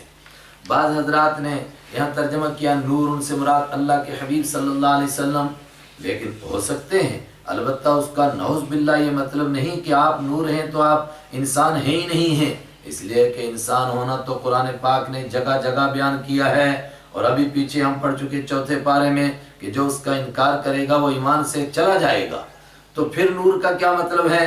اللہ کے پیارے نبی صلی اللہ علیہ وسلم کی نورانی سنتیں آ چکی ہیں، آپ وہ نور وہ روشنی لے کر آ چکے ہیں جس سے اندھیرے پاش پاش ہو جاتے ہیں۔ روشنی کا مطلب ہی یہ ہوتا ہے کہ اندھیرا ختم ہو جائے، دنیا میں اندھیرا تھا، آپ تشریف لائے، اندھیرا مٹ گیا، وَكِتَابٌ مُبِينٌ، اور واضح کتاب۔ لیکن پہلی تفسیر زیادہ مناسب ہے، اس لیے کہ ہر جگہ پورے قرآن پاک میں نور قرآن کو کہا جا رہا ہے، اور یہاں بھی آگے ضمیر واحد ہے، یہدی بہ، اس کے ذریعے سے ہدایت دیتا ہے اللہ۔ کس کے ذریعے سے؟ نور مبین کے ذریعے سے، اور کتاب یعنی دونوں ایک ہی چیزیں ہیں، اس کے ذریعے واحد کی ضمیر۔ اللہ ہدایت دیتا ہے، من اتبع، ان لوگوں کو، من اس شخص کو، اتبع جو پیچھے چلا، رضوانہ اللہ کی رضامندی کے، اس کو رہنمائی کرتا ہے، راستہ دکھاتا ہے، چلاتا ہے، سبل السلام، سلامتی کے راستوں پر اس کو چلاتا ہے، وَيُخْرِجُهُمْ، اور ایسے لوگوں کو اللہ نکالتا ہے، من الظلمات، اندھیریوں سے، الی النور، روشنی کی جانب۔ جو اس کتاب کو مانے اور اللہ کے پیغمبر کو مانے، پروردگار ان کو کیا کرتا ہے؟ سلامتی کے راستوں پر چلاتا ہے، اور کفر کی اور شرک کی اور دوسرے رسم و رواج کی اندھیریوں سے نکالتا ہے، اور ایمان کی لائٹ میں لاتا ہے، بِإِذْنِهِ، اپنے حکم سے، وَيَهْدِيهِمْ، اور اللہ ان کی رہنمائی کرتا ہے، إِلَى صِرَاطٍ مستقیم، سیدھے راستے کی جانب۔ سیدھا راستہ ہے صراط مستقیم، ایک اللہ کو مانا جائے اور اس کے نبیوں کو نبی ہی مانا جائے، اس سے آگے کا درجہ نہ دیا جائے، تو اگر کوئی اس کے آگے کا درجہ دے دے وہ سیدھے راستے پر نہیں رہا۔ لقد کفر، یقیناً کفر کیا، پکی بات ہے، الذین، ان لوگوں نے، قالوا، جنہوں نے کہا، ان اللہ، بے شک اللہ تعالیٰ، هو المسیح ابن مریم، وہ مسیح ابن مریم ہی ہے۔ جی ہاں، یہ عیسائیوں میں نے کہا الگ الگ فرقے ہیں، کچھ 3 خدا مانتے ہیں، اور کچھ یہ کہتے ہیں کہ حضرت عیسیٰ ہی خدا ہیں، اللہ ہی حضرت عیسیٰ ہے، اور حضرت عیسیٰ ہی اللہ ہے، الیاذ باللہ۔ فرمایا یہ پکے کافر ہو گئے جنہوں نے حضرت عیسیٰ علیہ السلام کو خدا کہا۔ قل، آپ ان سے فرمائیے، یہ تو بتاؤ، فمن یملک، تو کون مالک ہے، کون اختیار رکھتا ہے، من اللہ، اللہ کے مقابلے میں، شیئا، کچھ بھی، ان ارادہ، اگر ارادہ کرے اللہ، ان یہلکا، کہ وہ ہلاک کر دے، المسیح ابن مریم، مریم کے بیٹے حضرت مسیح کو، وَأُمَّهُ، اور ان کی والدہ کو۔ جو خدا ہوگا اس کو کوئی ہلاک کر سکے گا؟ جو خدا ہوگا اس کو کوئی مار سکے گا؟ مگر کیسے عقل کے اندھے، عقل کے کورے۔ ایک طرف آج کے عیسائی یہ یقین کرتے ہیں، یہ عقیدہ رکھتے ہیں کہ نعوذ باللہ حضرت عیسیٰ علیہ السلام کو سولی چڑھایا گیا، کانٹوں کا تاج بھی پہنایا گیا، ان کے چہرے پر بھی تھوکا گیا، اور پھر ان کو راستے میں دھکے مار مار کر لے جایا گیا۔ تو دوسری طرف خدا بھی کہتے ہیں اگر اللہ ہلاک کرنا چاہے حضرت مسیح کو، حضرت ان کی والدہ حضرت مریم کو، وَمَن فِي الْأَرْضِ، اور ان تمام لوگوں کو جو زمین میں جمیعاً، سب کے سب کو کون بچائے گا؟ کس کے پاس اختیار ہے؟ کون کہے حضرت مریم انتقال فرما گئیں، دنیا سے چلی گئیں، کوئی بچا سکا؟ لِلَّهِ مَا مُلْكُ السَّمَاوَاتِ وَالْأَرْضِ، وَلِلَّهِ، اور اللہ ہی کے لیے، ملک السماوات، آسمانوں کی بادشاہی، والارض، اور زمین کی بادشاہی، وما بینہما، اور اس کے بیچ کی پوری کائنات کی بادشاہی۔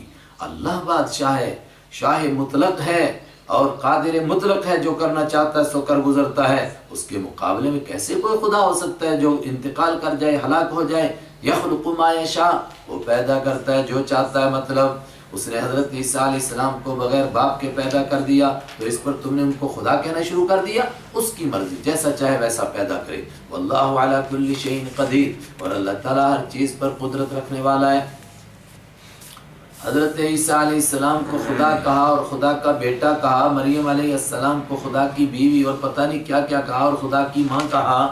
فرمایا اتنا ہی نہیں، سارے یہودی اور عیسائی عجیب بے وقوفی میں مبتلا ہیں۔ وقالت الیہود، اور کہا یہودیوں نے، والنصارى، اور کہا عیسائیوں نے، نحن ابناء اللہ، ہم سب کے سب بیٹے ہیں اللہ کے، واحباؤہ، اور اس کے محبوب ہیں۔ یہ واو بھی تفسیر کے لیے ہے، بیٹے ہیں یعنی اس کے پیارے ہیں، اس کے لاڈلے ہیں۔ خالی حضرت عیسیٰ علیہ السلام کو بیٹا نہیں کہتے، پیار کے طور پر تو ہر یہودی اور ہر عیسائی اپنے آپ کو اللہ کا بیٹا کہہ رہا ہے، اور آج کے عہد عتیق میں بھی اور عہد جدید میں بھی، یعنی پوری بائبل میں بار بار دونوں کا تذکرہ۔ یہودی بھی کہتے ہیں ہم خدا کے بیٹے ہیں، یعنی ہمارا اللہ کے ساتھ ایسا تعلق ہے جیسا باپ اور بیٹے کا ہوتا ہے، یعنی ہم اس کے بہت لاڈلے ہیں، سلبی بیٹے نہیں۔ قل لما، آپ فرما دیجئے اگر تم بیٹے ہو یعنی محبوب ہو، فلما یعذبو، تو کیوں عذاب دیتا ہے تم کو بذنوبکم، تمہارے گناہوں کی وجہ سے اللہ؟ کیا محبوب کو کوئی سزا دیتا ہے؟ اور تم میں سے کتنے لوگوں کو بندر اور سور بنایا گیا اور کتنے لوگوں کو قتل کیا گیا، یہ سزائیں کیوں ملی تم کو؟ بل انتم بشر، بلکہ تم انسان ہو، ممن خلق، اس مخلوق میں سے جس کو اللہ نے پیدا کیا، یغفر لمن یشاء، اللہ معاف کرتا ہے، لمن یشاء جس کو چاہتا ہے، ویعذب من یشاء اور سزا دیتا ہے جس کو چاہتا ہے۔ تمہارا ایسا تعلق نہیں ہے کہ تم کو اللہ سزا دے ہی نہیں سکتا ہے، تم معافی ہو جاؤ گے، نہیں نہیں، اللہ جس کو چاہے گا اس کو سزا دے گا، جس کو چاہے گا معاف کرے گا۔ کیوں؟ وَلِلَّهِ مُلْكُ السَّمَاوَاتِ وَالْأَرْضِ، اللہ ہی کے لیے ہے ملک السماواتی، آسمانوں کی بادشاہی، والارض اور زمین کی بادشاہی، وما بینہما اور اس کے بیچ کی بادشاہی، وإلیہ المصیر اور اسی کی طرف لوٹ کر کے جانے کی جگہ ہے، اسی کی طرف لوٹ کر جانا ہے۔ وہ شاہ مطلق ہے، جو چاہے سو کرتا ہے، اس سے کوئی پوچھ سکتا ہے؟ یا اہل الکتاب، یہاں تک ڈانٹ تھی، پھر ان کو مخاطب کیا گیا، ابھی پیچھے کیا گیا تھا، او اہل کتاب مان جاؤ، میرے حبیب آ چکے ہیں، الآخری کتاب آ چکی ہے۔ پھر فرمایا یا اہل الکتاب، او اہل کتاب، قد جاء، یقیناً آ چکا، کم تمہارے پاس، رسولنا ہمارا رسول، یبینو کھول کھول کر بیان کرتے ہیں، وہ لکم تمہارے لیے، علی فترۃ من الرسل، اس زمانے میں، فترۃ جو رسولوں کے آنے کی بندش کا زمانہ تھا، فترت وہ دور جس میں رسول آنے بند ہو گئے ہوں، رسولوں کے آنے کے بندش کے دور میں ہمارے رسول آئے ہیں، مطلب حضرت عیسیٰ علیہ السلام کے بعد 570 سال گزر گئے تھے، کوئی رسول نہیں آیا تھا، اس کے بعد میرے پیغمبر آئے، اور کیوں آئے؟ ان تقولوا، اس وجہ سے کہ تم نہ کہنے لگ جاؤ۔ دیکھیے نہ کس کا ترجمہ ہے، یہ عربی گرامر کے اعتبار سے یہاں لا چھپا ہوا ہے، اور ایسے بہت سارے مقام ہوتے ہیں، آپ کہیں گے کیسے پتہ چلے گا؟ ذوق سلیم جو تھوڑا سا عربی سے قریب ہو جائے وہ خود سمجھتا ہے کہ یہاں لا چھپا ہوا ہوتا ہے۔ یا اہل الکتاب، او اہل کتاب، میرے پیغمبر آ چکے، اور کیوں آ چکے؟ ان تقول، تاکہ ان تقولو کہ تم نہ کہنے لگ جاؤ، ما اجاءنا نہیں آیا ہمارے پاس، من بشیر کوئی خوشخبری دینے والا، آیا ہی نہیں کوئی کہ ہمیں خوشخبری دیتا کہ اگر مانو گے تو تمہیں جنت ملے گی، ولا نذیر اور نہیں آیا ہمارے پاس کوئی ڈرانے والا، کوئی آتا جو کہتا کہ اگر نہیں مانو گے تو جہنم میں جاؤ گے۔ فقط تو یقیناً جاء آ چکے ہیں، کم تمہارے پاس، کون؟ بشیر، بشیر بھی آ چکے ہیں، ونذیر اور نذیر بھی آ چکے ہیں، اور دونوں سے اشارہ کس کی طرف؟ حضرت رحمت عالم صلی اللہ علیہ وسلم کی جانب۔ وہ ماننے والوں کو خوشخبری دینے والے ہیں اور نہ ماننے والوں کو جہنم سے ڈرانے والے ہیں۔ واللہ علی کل شیء قدیر، اور اللہ تعالیٰ ہر چیز پر قدرت رکھتا ہے، وہ اس پر قدرت رکھتا ہے کہ پہلے انبیاء، بہت سارے انبیاء حضرت اسحاق علیہ السلام کے خاندان میں بنی اسرائیل میں بھیج دیے، اب اپنے پیارے نبی امام الانبیاء خاتم الانبیاء والمرسلین حضرت اسماعیل علیہ السلام کی اولاد میں بھیج دیے۔ اوپر وہ کہتے تھے کہ ہم اللہ کے پیارے ہیں، اللہ کے لاڈلے ہیں، فرمایا محبوب وہ ہوتا ہے جو محب کی ہر بات کو مانتا ہے۔ تم اللہ کے پیارے ہو اور اللہ کے حکموں کی کس طرح نافرمانی کرتے ہو اور اللہ کے دین کی کس طرح دھجیاں اڑاتے ہو۔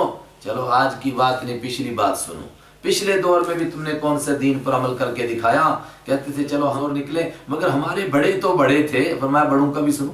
وَإِذْ قَالَ، اور یاد کرو جب کہا موسیٰ علیہ السلام نے لِقَوْمِهِ اپنی قوم سے، یا قومی، او میری قوم، اذکروا نعمت اللہ، یاد کرو اللہ کی نعمت کو، اور یہ ہم کو بھی یاد دلایا جا رہا ہے۔ ابھی پیچھے ہم کو کہا تھا اللہ کی نعمت کو یاد کرو، علیکم جو اللہ نے تم پر نعمتیں کی ہیں، نعمت مصدر ہے اس لیے ہم ترجمہ جمع بھی کر سکتے ہیں، اللہ کی نعمتوں کو یاد کرو، علیکم جو تم پر ہے، اذ جعل جب بنایا اللہ نے، فیکم تم میں، انبیاء بہت سارے نبی، کتنے نبی بنائے تمہارے بیچ میں، اللہ نے کتنا بڑا احسان کیا، 4000 نبی آئے ایک ہی قوم میں، وجعل اور بنایا اللہ نے تم کو ملوکن بادشاہ، یعنی کہا تم میں سے بادشاہ بنایا، بلکہ تم کو بادشاہ، کیوں؟ کسی برادری کا ایک بادشاہ ہو تو پوری قوم سمجھتی ہے کہ ہماری بادشاہی ہے، ہمارے ہاں راجہ، سبحان اللہ، اسی کی بین دلیل وجعل، اور تم کو بادشاہ بنایا، یعنی تم میں سے بنایا، بعض بادشاہ بنے تو گویا سارے بنے، اور دوسرے حضرات نے کہا کہ تم کو وہ نعمتیں عطا فرمائی جو بادشاہوں کو دی جاتی ہیں، وَآتَاكُمْ، اور اللہ نے تم کو دیا ما وہ نعمتیں لم یوتی جو نہیں دی احدا من العالمین، دنیا جہان میں سے کسی کو بھی، مثلا منہ اور سلوہ کسی کو نہیں ملا، تم کو ملا، اور بادلوں کا سایہ تم کو ملا، اور اسی طریقے سے جو توحید کی نعمت 4000 نبیوں کے ذریعے سے تم کو دی گئی وہ کسی کو نہیں۔ یا قومی، لیکن 4000 یہ بعد کے بات ہے، حضرت موسیٰ علیہ السلام کے زمانے میں وہی نعمتیں اوپر والی۔ یا قومی، اے میری قوم، ادخلوا، داخل ہو جاؤ، الارض المقدسہ، پاک زمین میں۔ یہ پاک زمین کون تھی؟ فلسطین کی زمین اور پورے شام کی زمین۔ مطلب حضرت موسیٰ علیہ السلام مصر سے بنی اسرائیل کو لے کر کے نکلے، بحر کلزم پھٹا اور یہ پار ہوئے، اور پھر وادی سینہ سے ہوتے ہوئے حضرت موسیٰ علیہ السلام ان کو لے کر فلسطین کے قریب پہنچ گئے۔ فلسطین اور شام کون تھی؟ ان کے باپ دادا کی جائیداد، ان کے باپ دادا کی زمین تھی، کنعان میں یہ پہلے رہتے تھے۔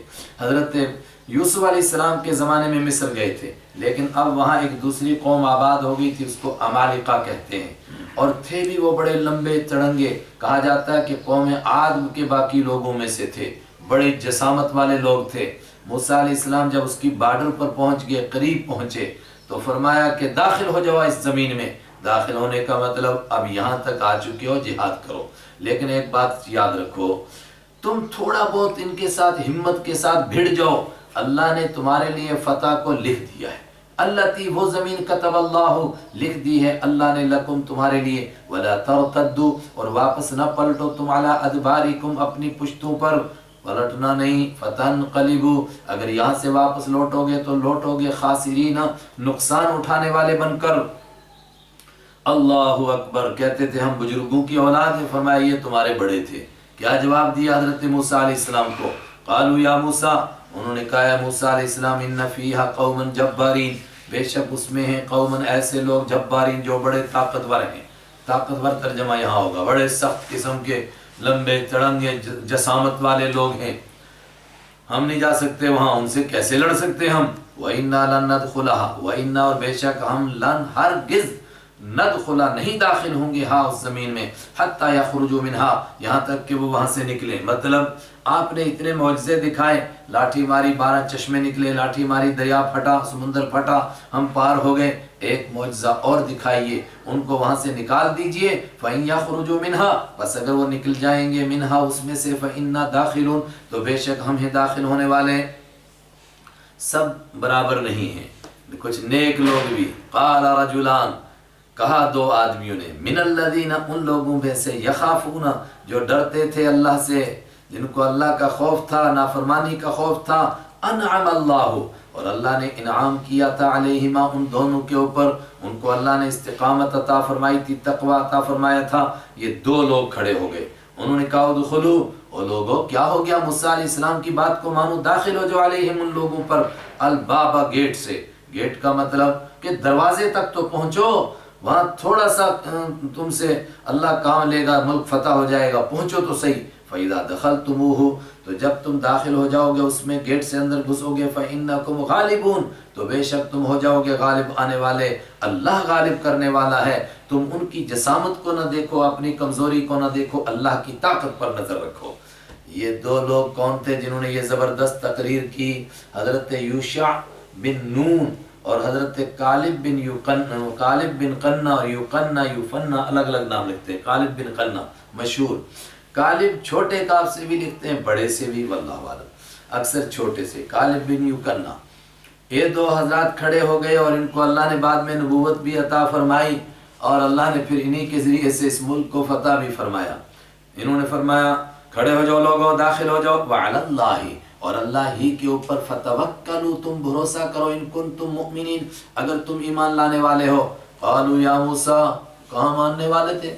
انہوں نے کہا موسیٰ علیہ السلام، انا لن ندخلها، انا بے شک ہم، لن ندخلها ہرگز داخل نہیں ہوں گے، ہاں اس زمین میں، ابداً کبھی بھی، ما داموا جب تک وہ ہیں وہاں، فیہا اس زمین میں، داموا رہیں گے وہ، فیہا اس میں، تب تک ہم نہیں جائیں گے، سیدھی بات ہے۔ فاذهب، تو بھی جا، انتا تو و ربک، اور تیرا خدا بھی جائے۔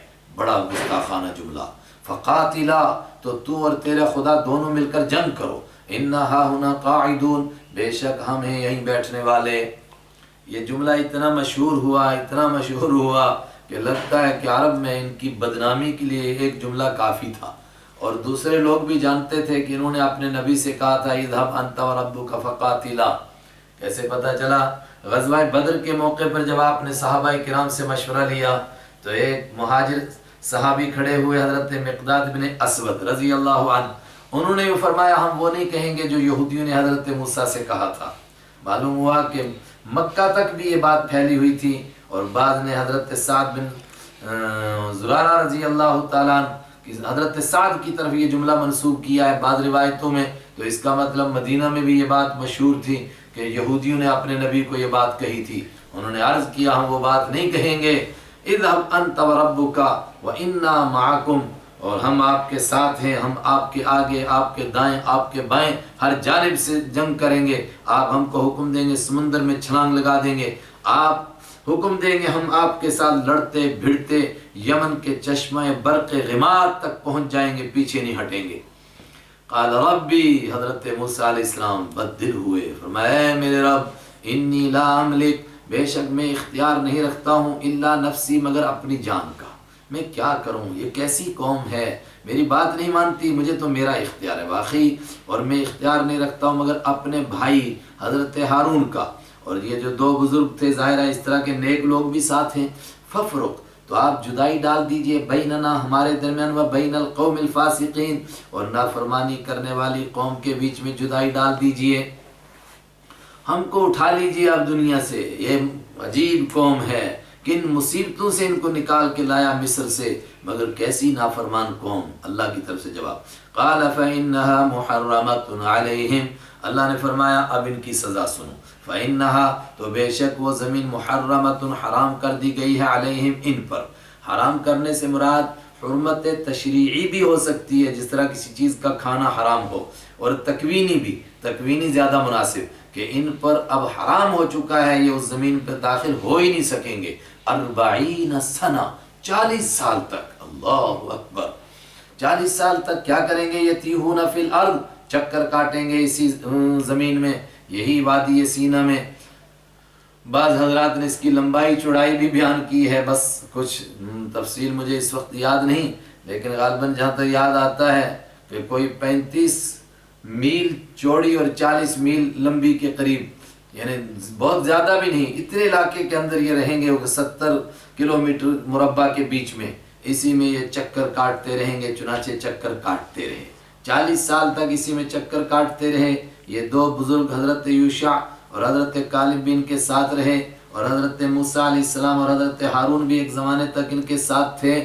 اور بعض حضرات نے کہا اس کے باوجود پھر ان پر منہ اور سلوہ اور ظللنا علیکم الغمام، وہ نعمتیں بھی ان کو ملی، وہ چشمہ بھی ان کو ملتا رہا، چکر کاٹتے رہے، درختوں کی جڑیں کھا کھا کر کے، اور بہت مشکل کی مشقت کی زندگی یہ گزارتے رہے، چونکہ منہ اور سلوہ اور وہ نعمتیں بھی ایک وقت میں خود ان کے کرتوتوں کی وجہ سے بند ہوئیں، اور یہ ان سے محروم ہو گئے۔ پھر حضرت ہارون علیہ السلام کی وفات ہوئی، پھر حضرت موسیٰ علیہ السلام کی وفات ہو گئی، دونوں دنیا سے تشریف لے گئے، صرف یوشع ابن نون رہے۔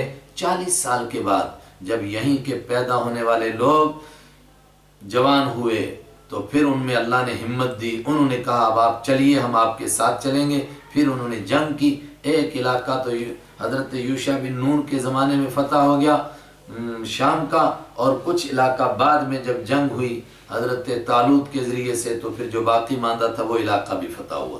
فلا تأس علی القوم الفاسقین، تو آپ مایوس نہ ہوں، آپ غمگین نہ ہوں، علی القوم الفاسقین، فرمانبرداری سے نکلنے والے لوگوں پر غم نہ کیجیے۔ وَاتْلُ عَلَيْهِمْ نَبَأَ ابْنَيْ آدَمَ بِالْحَقِّ، یہودیوں کا تذکرہ چل رہا تھا، ابھی آگے بھی چلے گا، بیچ میں اچانک حضرت آدم علیہ السلام کے 2 بیٹوں کا تذکرہ کیوں آ گیا؟ بات جنگ کی ہو رہی تھی، تو کوئی آدمی کہہ سکتا تھا کہ مذہب میں لوگوں کو مارنے کی تبلیغ کیوں کی جا رہی ہے؟ فرمایا مارنے کی تبلیغ نہیں ہے، قتل اللہ کے ہاں کتنا ناپسندیدہ ہے۔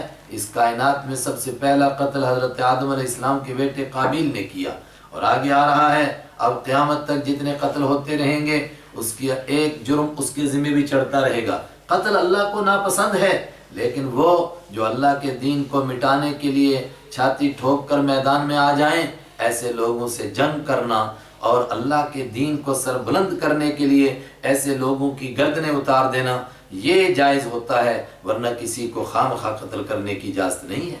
وَاتْلُ عَلَيْهِمْ نَبَأَ ابْنَيْ آدَمَ بِالْحَقِّ، تلاوت کیجیے علیہم ان کے سامنے نبأ خبر، بتائیے ان کو خبر ابنِ آدم حضرت آدم علیہ السلام کے دو بیٹوں کی بالحق برحق طریقے سے۔ یہ دو بیٹے کون تھے؟ قرآن اور حدیث میں تفصیل نہیں، صرف حضرت عبداللہ ابن مسعود رضی اللہ تعالیٰ عنہ اور کچھ دوسرے بزرگوں سے ان کے نام منقول ہیں۔ ایک کا نام حضرت حابیل اور دوسرے کا نام قابیل۔ قتل کرنے والا قابیل، ہمارے استاد فرماتے تھے جس میں قاف ہے وہ قاتل ہے۔ کیوں ان کے درمیان قتل کا واقعہ پیش آیا؟ قرآن پاک نے اس طرف اشارہ نہیں کیا۔ قرآن پاک نے صرف اتنا کہا کہ ان دونوں نے مل کر کے ایک قربانی دی تھی، ایک کی قربانی قبول ہوئی، دوسرے کی قربانی قبول نہیں ہوئی۔ جس کی نہیں قبول ہوئی اس نے کہا کہ میں تجھے قتل کر دوں گا، تیری کیوں قبول ہوئی؟ اور یہاں سے قرآن پاک نے اشارہ کیا کہ انسان کس طرح حسد اور بغض کا شکار ہوتا ہے۔ حالانکہ قربانی قبول کروانا اس کا کام تھوڑا ہے دوسرے کا، وہ تو اخلاص ہونا چاہیے۔ اگر نہیں قبول ہوئی تو غور کر تیرے اندر کیا کمزوری ہے، کیوں نہیں تیری قربانی قبول ہوئی؟ لیکن آج بھی یہی ہوتا ہے، دیندار لوگ بھی ایک دوسرے سے جھگڑتے اور حسد کرتے ہیں کہ تیرا کام کیوں چلا، میرا کیوں نہیں چل رہا ہے۔ اللہ اکبر، وہیں سے یہ حسد اور بغض چلا آ رہا ہے۔ لیکن حضرت عبداللہ ابن مسعود اور دوسرے کچھ بزرگوں سے ہے منقول کہ ان کا جھگڑا شادی کو لے کر کے ہوا تھا۔ ایک عورت سے قابیل کو شادی کرنا جائز نہیں تھا، لیکن اس نے کہا کہ میں انہی سے کروں گا۔ حضرت حابیل نے اس کو بہت سمجھایا لیکن وہ نہیں مانا، اس پر جھگڑا ہوا۔ تو آدم علیہ السلام نے کہا کہ قربانی کرو، جس کی قربانی قبول ہوگی۔ حضرت آدم علیہ السلام نے بھی اس کو سمجھایا مگر اس نے نہیں مانا۔ بعض ہماری تفسیروں میں لکھا ہے کہ حضرت آدم علیہ السلام اس وقت میں حج پر گئے تھے۔ بھئی حابیل قابیل یہ سارے قصے تو قرآن حدیث میں موجود نہیں ہیں، تو آپ کو کیسے پتہ چلا حضرت آدم علیہ السلام حج پر گئے ہوئے تھے؟ سب اندازے کی روایتیں ہیں، اصل قرآن ہی کے اوپر آ جائیے۔ بہرحال وہ جھگڑا ہوا اور قربانی قبول نہیں ہوئی تو اس پر غصہ آ گیا اس کو، اور اس نے کہا میں تجھے مار دوں گا۔ اذ قربا، یاد کرو جب ان دونوں نے قرب حاصل کیا اللہ کا، قربان ایک قربانی کے ذریعے سے، قربان کے معنی وہ چیز جس کے ذریعے سے قرب حاصل کیا جائے۔ فتقبلا، روایتوں میں ہے کیا قربانی پیش کی؟ کہا حابیل نے مینڈا پیش کیا تھا اور قابیل نے گندم کے کچھ خوشے پیش کیے تھے۔ پھر قربانی کی قبولیت اس وقت میں کیسے ہوتی تھی؟ آسمان سے آگ آتی تھی، جس کی قربانی جل جاتی تھی تو مانا جاتا تھا یہ قبول ہوگی، جس کی نہیں جلتی تھی مانا جاتا تھا نہیں قبول ہوئی۔ تو آسمان سے آگ آئی اور حابیل کے مینڈے کو اس نے جلا کر راکھ کر دیا، مگر قابیل کے پاس میں پڑے ہوئے خوشے گندم کے بالکل سوکھے ہوئے اس کو آگ نہیں لگی۔ فتقبلا، تو قبول کر لی گئی قربانی، من احدہما، ان میں سے ایک سے، ولم یتقبل، اور قبول نہیں کی گئی، من الآخر، دوسرے سے۔ قال لأقتلنک، تو دوسرے نے کہا لأقتلن، میں ضرور قتل کر دوں گا کا تجھ کو۔ کیوں قتل کروں گا؟ میری کیوں نہیں قبول ہوئی؟ حالانکہ اس کے قبول نہ ہونے میں اس کا کیا قصور ہے؟ لیکن یہاں سے ہم سمجھ سکتے ہیں کہ حسد و بغض کیسے پیدا ہوتے ہیں۔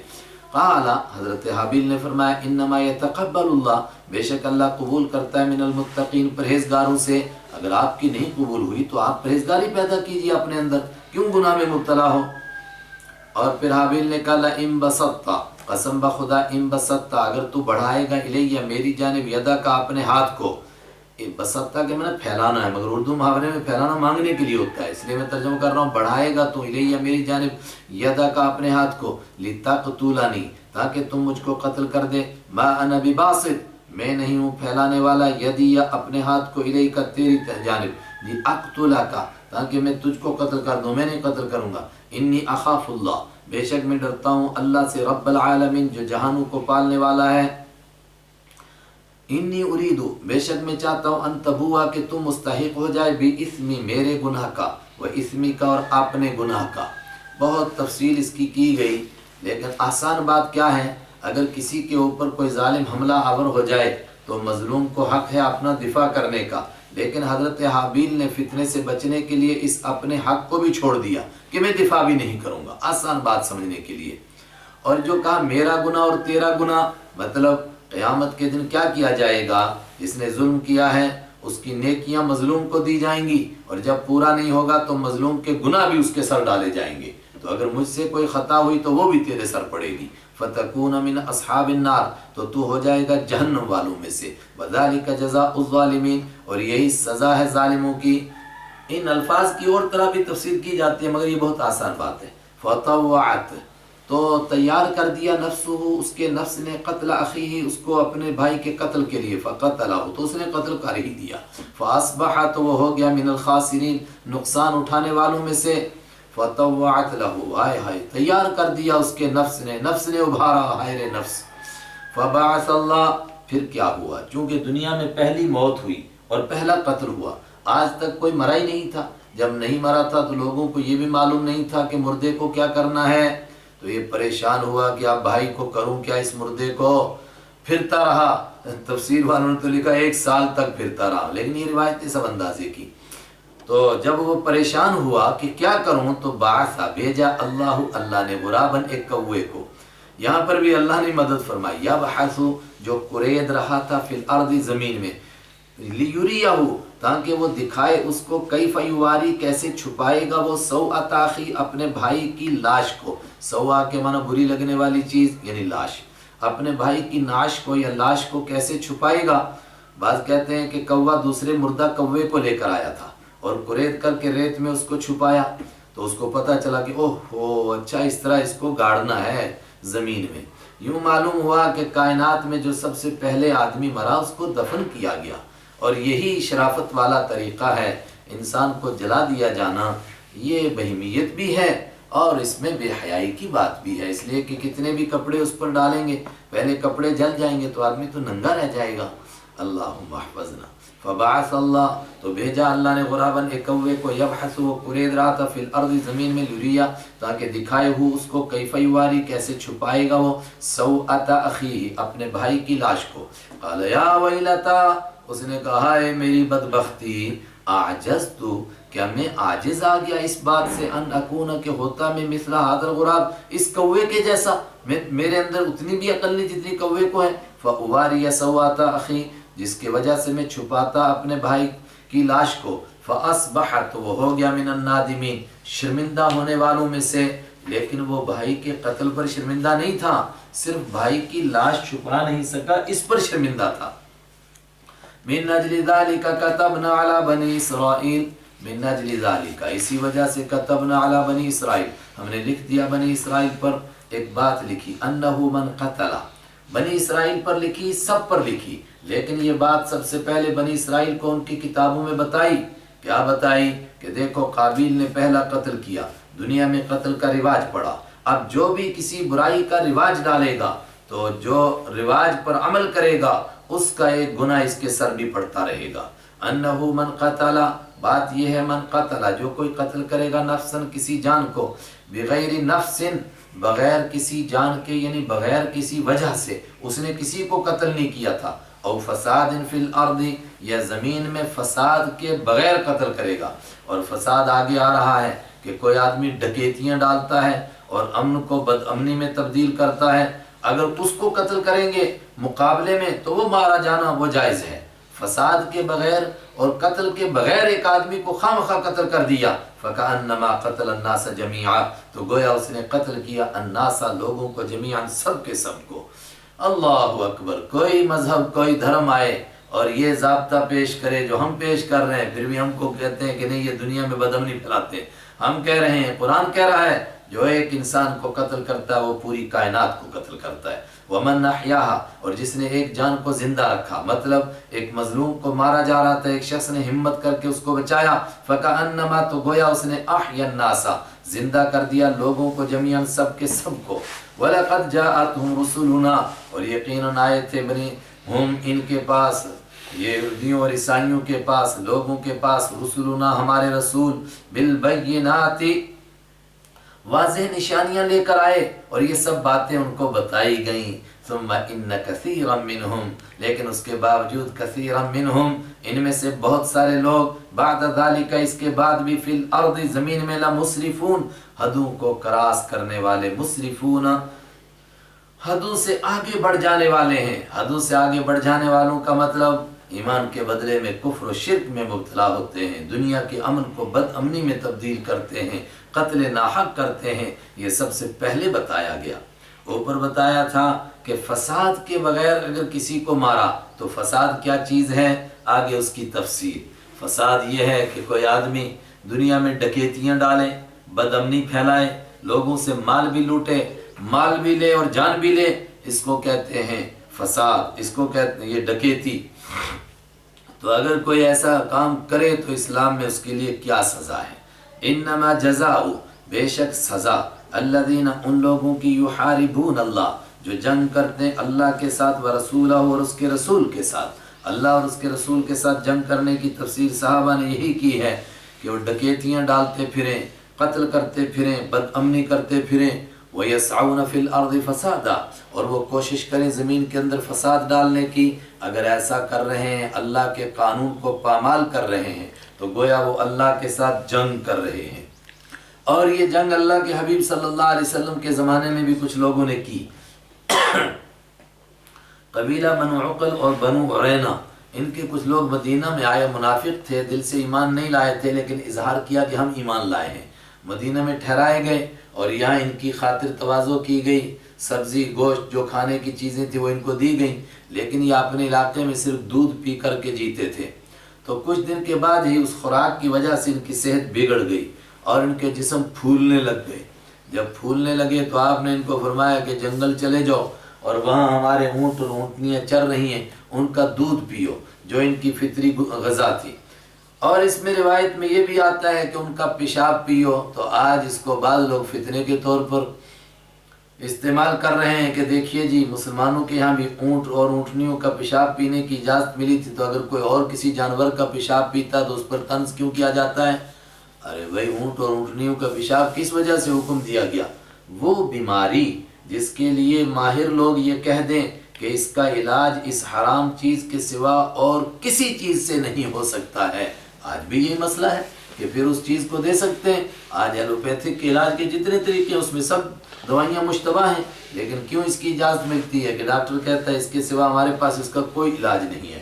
یہ لوگ بھی اسی قسم کی بیماری میں مبتلا تھے، تو آج بھی کوئی مبتلا ہو جائے، لیکن دوسرے لوگ جو ایسا کر رہے ہیں کیا وہ بیماری کی وجہ سے کر رہے ہیں؟ فساد، زمین میں فساد پھیلائے تو اس کی کیا سزا ہے؟ ان یقتلوا، اب سزا سنو، یہ کہ ان کے ٹکڑے ٹکڑے کر دیے جائیں، ان کو قتل کر دیا جائے، او یصلبوا، یا ان کو سولی چڑھایا جائے، او تقطع، یا کاٹے جائیں، ایدیہم، ان کے ہاتھ، و ارجلہم، اور ان کے پیر، من خلاف، مخالف جانب سے، دائیں ہاتھ کاٹا جائے، بائیں پیر کاٹا جائے، او ینفوا من الارض، یا ان کو زمین سے دور کر دیا جائے، زمین سے نکال دیا جائے۔ اس کی مشہور تشریح بہت حضرات نے اپنے ذوق کے اعتبار سے تشریح کی۔ امام ابو حنیفہ اور ان کے شاگردوں نے جو تشریح کی اور اکثر امت نے اسی کو قبول کیا، وہ تشریح کیا ہے کہ ان کے جرائم 4 قسم کے ہیں، اس لیے 4 سزائیں ہیں۔ کیا جرائم ہیں؟ یا تو یہ ہوگا کہ یہ لوگوں کا مال بھی لوٹیں گے، ڈکیتی ڈالیں گے اور قتل بھی کریں گے، یا یہ ہے کہ صرف قتل کریں گے، مال نہیں لوٹیں گے، مال لوٹنے کا نمبر ہی نہیں آئے گا، اس سے پہلے پکڑے جائیں گے۔ تو اگر صرف قتل کریں اور مال نہ لوٹیں تو ان کو قتل کیا جائے گا، مگر قتل ان کو حد کے طور پر قتل کیا جائے گا، یعنی جن کو قتل کیا اگر ان کے وارث معاف بھی کریں تو معاف نہیں ہوں گے۔ او یصلبوا، اور اگر قتل بھی کریں اور ڈکیتی میں ڈال کے مال بھی لوٹیں تو ان کو سولی چڑھایا جائے، سولی سے بھی آدمی مرتا ہے لیکن اس سے تھوڑی عبرت ہوتی ہے۔ او تقطع، اور اگر انہوں نے صرف لوگوں کو ڈرایا اور مال وغیرہ نہیں، قتل نہیں کیا، صرف مال لوٹا، قتل نہیں کر سکے تو مال لوٹا، تو اس کی وجہ سے ان کا دائیں ہاتھ اور بائیں پیر کاٹا جائے گا، لیکن یہ بھی حد کے طور پر، اگر وہ مال والے معاف بھی کریں گے تب بھی معاف نہیں ہوگا۔ اور اگر صرف لوگوں کو ڈرایا، نہ مال لوٹ سکے نہ کسی کو قتل کر سکے، تو ینفوا من الارض، ان کو زمین سے دور کیا جائے۔ زمین سے دور کرنے کا ایک طبقے نے معنی کیا کہ ان کو ملک بدر کر دیا جائے، لیکن زیادہ تر حضرات نے فرمایا، اور حضرت عمر رضی اللہ تعالیٰ عنہ کی طرف بھی اس طرح کی ایک روایت منسوب ہے کہ ان کو قید رکھا جائے۔ ذالک لہم خزی، یہ ان کے لیے رسوائی ہے، فی الدنیا، دنیا میں، اور اگر بغیر توبہ کے مر گئے تو ولہم فی الآخرۃ عذاب عظیم، ان کے لیے آخرت میں بہت بڑا عذاب ہے۔ لیکن اگر توبہ کریں گے اور سچی توبہ کریں گے تو اللہ کے ہاں مقبولیت کی امید کریں گے۔ الا الذین تابوا، مگر وہ لوگ جنہوں نے توبہ کر لی، من قبل ان تقدروا علیہم، اس سے پہلے کہ تم ان پر قدرت حاصل کرتے، مطلب پکڑے نہیں گئے تھے، اس سے پہلے ان کو احساس ہوا، انہوں نے سرنڈر کر دیا اور حاضر ہو گئے تو ان کو کیا کیا جائے گا؟ ان کو معاف کر دیا جائے گا، اوپر کے تمام سزائیں ان کی معاف ہو جائیں گی۔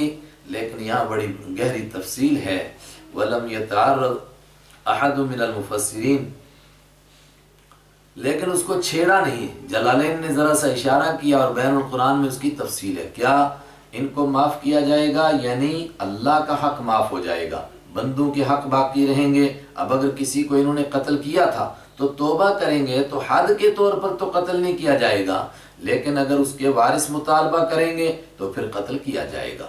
اسی طرح ان کو سولی نہیں چڑھایا جائے گا، لیکن جن کا مال لوٹا تھا وہ مال واپس دیا جائے گا۔ اگر انہوں نے توبہ کر لی من قبل، اس سے پہلے، ان تقدروا کہ تم قدرت حاصل کرتے، علیہم ان پر، فاعلموا تو جان لو تم، ان اللہ غفور تو اللہ معاف کرنے والا ہے، رحیم رحم کرنے والا، اللہ معاف کر دے گا۔ اتنا بڑا جرم کرنے کے باوجود بھی جو توبہ کرے گا اللہ معاف کرے گا، مگر بندوں کا حق معاف نہیں ہوگا، وہ دینا پڑے گا۔ یا ایھا الذین آمنوا، اے وہ لوگوں جو ایمان لائے ہو، یہ سارے احوال تمہارے سامنے آئے، تم نے اس سے کیا سبق حاصل کیا؟ اتقوا اللہ، اللہ سے ڈرو، اللہ کا تقوی اختیار کرو، وابتغوا الیہ الوسیلہ، اور تلاش کرو تم اللہ کے پاس پہنچنے کے لیے وسیلہ، وسیلہ تلاش کرو، وسیلہ اردو والا نہیں، یہ عربی کا وسیلہ ہے جس کے معنی اللہ کا قرب تلاش کرو۔ اور اللہ کا قرب کیسے تلاش کریں؟ آگے اس کی تفسیر یہی ہے، وہ تفسیریہ وجاہدوا فی سبیلی، یعنی اللہ کے راستے میں قربانیاں دو، جہاد کرو، مال کی جان کی قربانی دو، لعلکم تفلحون، تاکہ تم کامیاب ہو جاؤ۔ کیوں؟ اگر تقوی نہ اختیار کیا، اللہ کا قرب حاصل نہ کیا، الیاذ باللہ، اور کمزور ہوتے رہے اور کفر پر موت آ گئی تو ان الذین کفروا، بے شک وہ لوگ جنہوں نے انکار کیا، لو اگر ان لہم، یہ بات ہو کہ ان کے لیے ہو، ما فی الارض، جو کچھ زمین کے اندر ہے، جمیعاً سارے کا سارا، ومثلہ، اور اسی کے برابر اور بھی ہو ان کے پاس قیامت کے دن، معہ، اس کے ساتھ اور بھی ہو، لیفتدوا بہ، تو وہ اس کو فدیے میں دینا پسند کریں گے، من عذاب یوم القیامہ، قیامت کے دن سے کے عذاب سے بچنے کے لیے۔ لیکن کیا ہو زمین میں جو ہے وہ سارے کا سارا، چونکہ سورہ آل عمران کے شروع میں ہم پڑھ چکے ہیں ذہباً، سونا، تو یہاں پر بھی وہی نکالیں گے۔ اگر ان کے پاس اتنا سونا ہو جس کا ڈھیر پوری زمین پر لگ سکتا ہو، اور اتنا اور بھی ہو، تو اس سارے کو فدیہ میں دیں گے تو کیا چھوٹ جائیں گے؟ ما تقبل منہم، نہیں وہ قبول کیا جائے گا اس فدیے کو، بدلے کو، منہم، ان کی طرف سے، ولہم عذاب علیم، اور ان کے لیے دردناک عذاب ہے۔ یہ کیوں دینا چاہیں گے؟ یریدون، وہ چاہیں گے، ان یخرجوا، کہ نکلیں وہ، من النار، جہنم سے، یہ دے کر، وما ہم بخارجین، حالانکہ نہیں نکلنے والے ہیں وہ، منہا، اس سے، ولہم عذاب مقیم، کیسے نکلیں گے؟ ان کے لیے تو ہمیشہ رہنے والا عذاب ہے۔ اوپر ڈکیتی کا حکم تھا، ڈکیت وہ ہوتا ہے جو ہتھیار لے کر کے لوگوں کو راستے میں قتل بھی کرتا ہے، مال بھی لوٹتا ہے، اعلان کر کے۔ راہ زنی کو بھی یہاں اس میں شامل کیا گیا، گھروں کے اندر ڈکیتی ڈالتا ہے وہ بھی اس میں شامل، یعنی اردو میں عام طور پر ڈکیتی ہوتی ہے جو گھروں میں ہو، راستے میں جو راہ زنی، لیکن یہاں اوپر کے حکم میں دونوں شامل ہیں۔ آگے دوسرا اس سے ملتا ہوا حکم چور کا۔ چور کیا ہوتا ہے؟ جو چپکے سے کسی کا مال لے کر بھاگتا ہے، مال محفوظ کو لے کے بھاگتا ہے، اس کی کیا سزا ہے؟ والسارق، اور چوری کرنے والا، والسارقۃ، اور چوری کرنے والی، ان کی کیا سزا ہے؟ فاقطعوا، تو کاٹ دو تم، ایدیہما، ان دونوں کے ہاتھ، جزاءً، بدلہ دینے کے لیے، بما، اس کا، کسبا، جو انہوں نے کمایا، نکالا من اللہ، اللہ کی جانب سے سزا کے طور پر، سزا کے طور پر ان کے ہاتھوں کو کاٹ دو، چور کا ہاتھ بھی کاٹو، چورنی کا ہاتھ بھی کاٹو۔ قرآن کی تعبیریں بڑی عجیب ہوتی ہیں، یہاں چور کا لفظ پہلے ہے، اور سورہ نور میں جب بدکاری کا حکم بیان ہوا وہاں بدکارنی کا لفظ پہلے آیا۔ کیا مطلب؟ مرد ہو کر چوری کرے تو چورنی کے مقابلے میں چور کے لیے زیادہ بے غیرتی کی بات ہے، اور عورت ہو کر کے برائیوں میں مبتلا ہو جائے مرد کے مقابلے میں یہ عورت کے لیے زیادہ ذلت کی بات ہے، اس لیے یہاں چور کو مقدم کیا، وہاں زانیہ کو مقدم کیا۔ والسارق، اور چوری کرنے والا، والسارقۃ، اور چوری کرنے والی، فاقطعوا، تو کاٹ دو، ایدیہما، ان دونوں کے ہاتھ، جزاءً، بدلہ سزا دینے کے لیے، بما، اس چیز کی، کسبا، جو انہوں نے کمائی کی، نکالا من اللہ، اللہ کی طرف سے سزا کے طور پر۔ اکثریت فقہا کی کہتی ہے سزا کے طور پر کا مطلب یہ ہے کہ جن کی چوری کی ہے اگر وہ معاف بھی کرنا چاہیں گے تو یہ اللہ کا حق ہے، جب مقدمہ عدالت میں پیش ہو جائے گا پھر معافی نہیں ملے گی، پھر ہاتھ کاٹے جائیں گے۔ تو اسی کو ہم کہہ سکتے ہیں کہ یہ فوجداری مقدمہ ہے، یہ دیوانی مقدمہ نہیں ہے۔ ہاں اگر کوئی معاف کرنا چاہتا ہے جس کی چوری کی ہے اور عدالت میں مقدمہ ہی نہ پیش کرے تو ٹھیک ہے، معاف کر سکتا ہے۔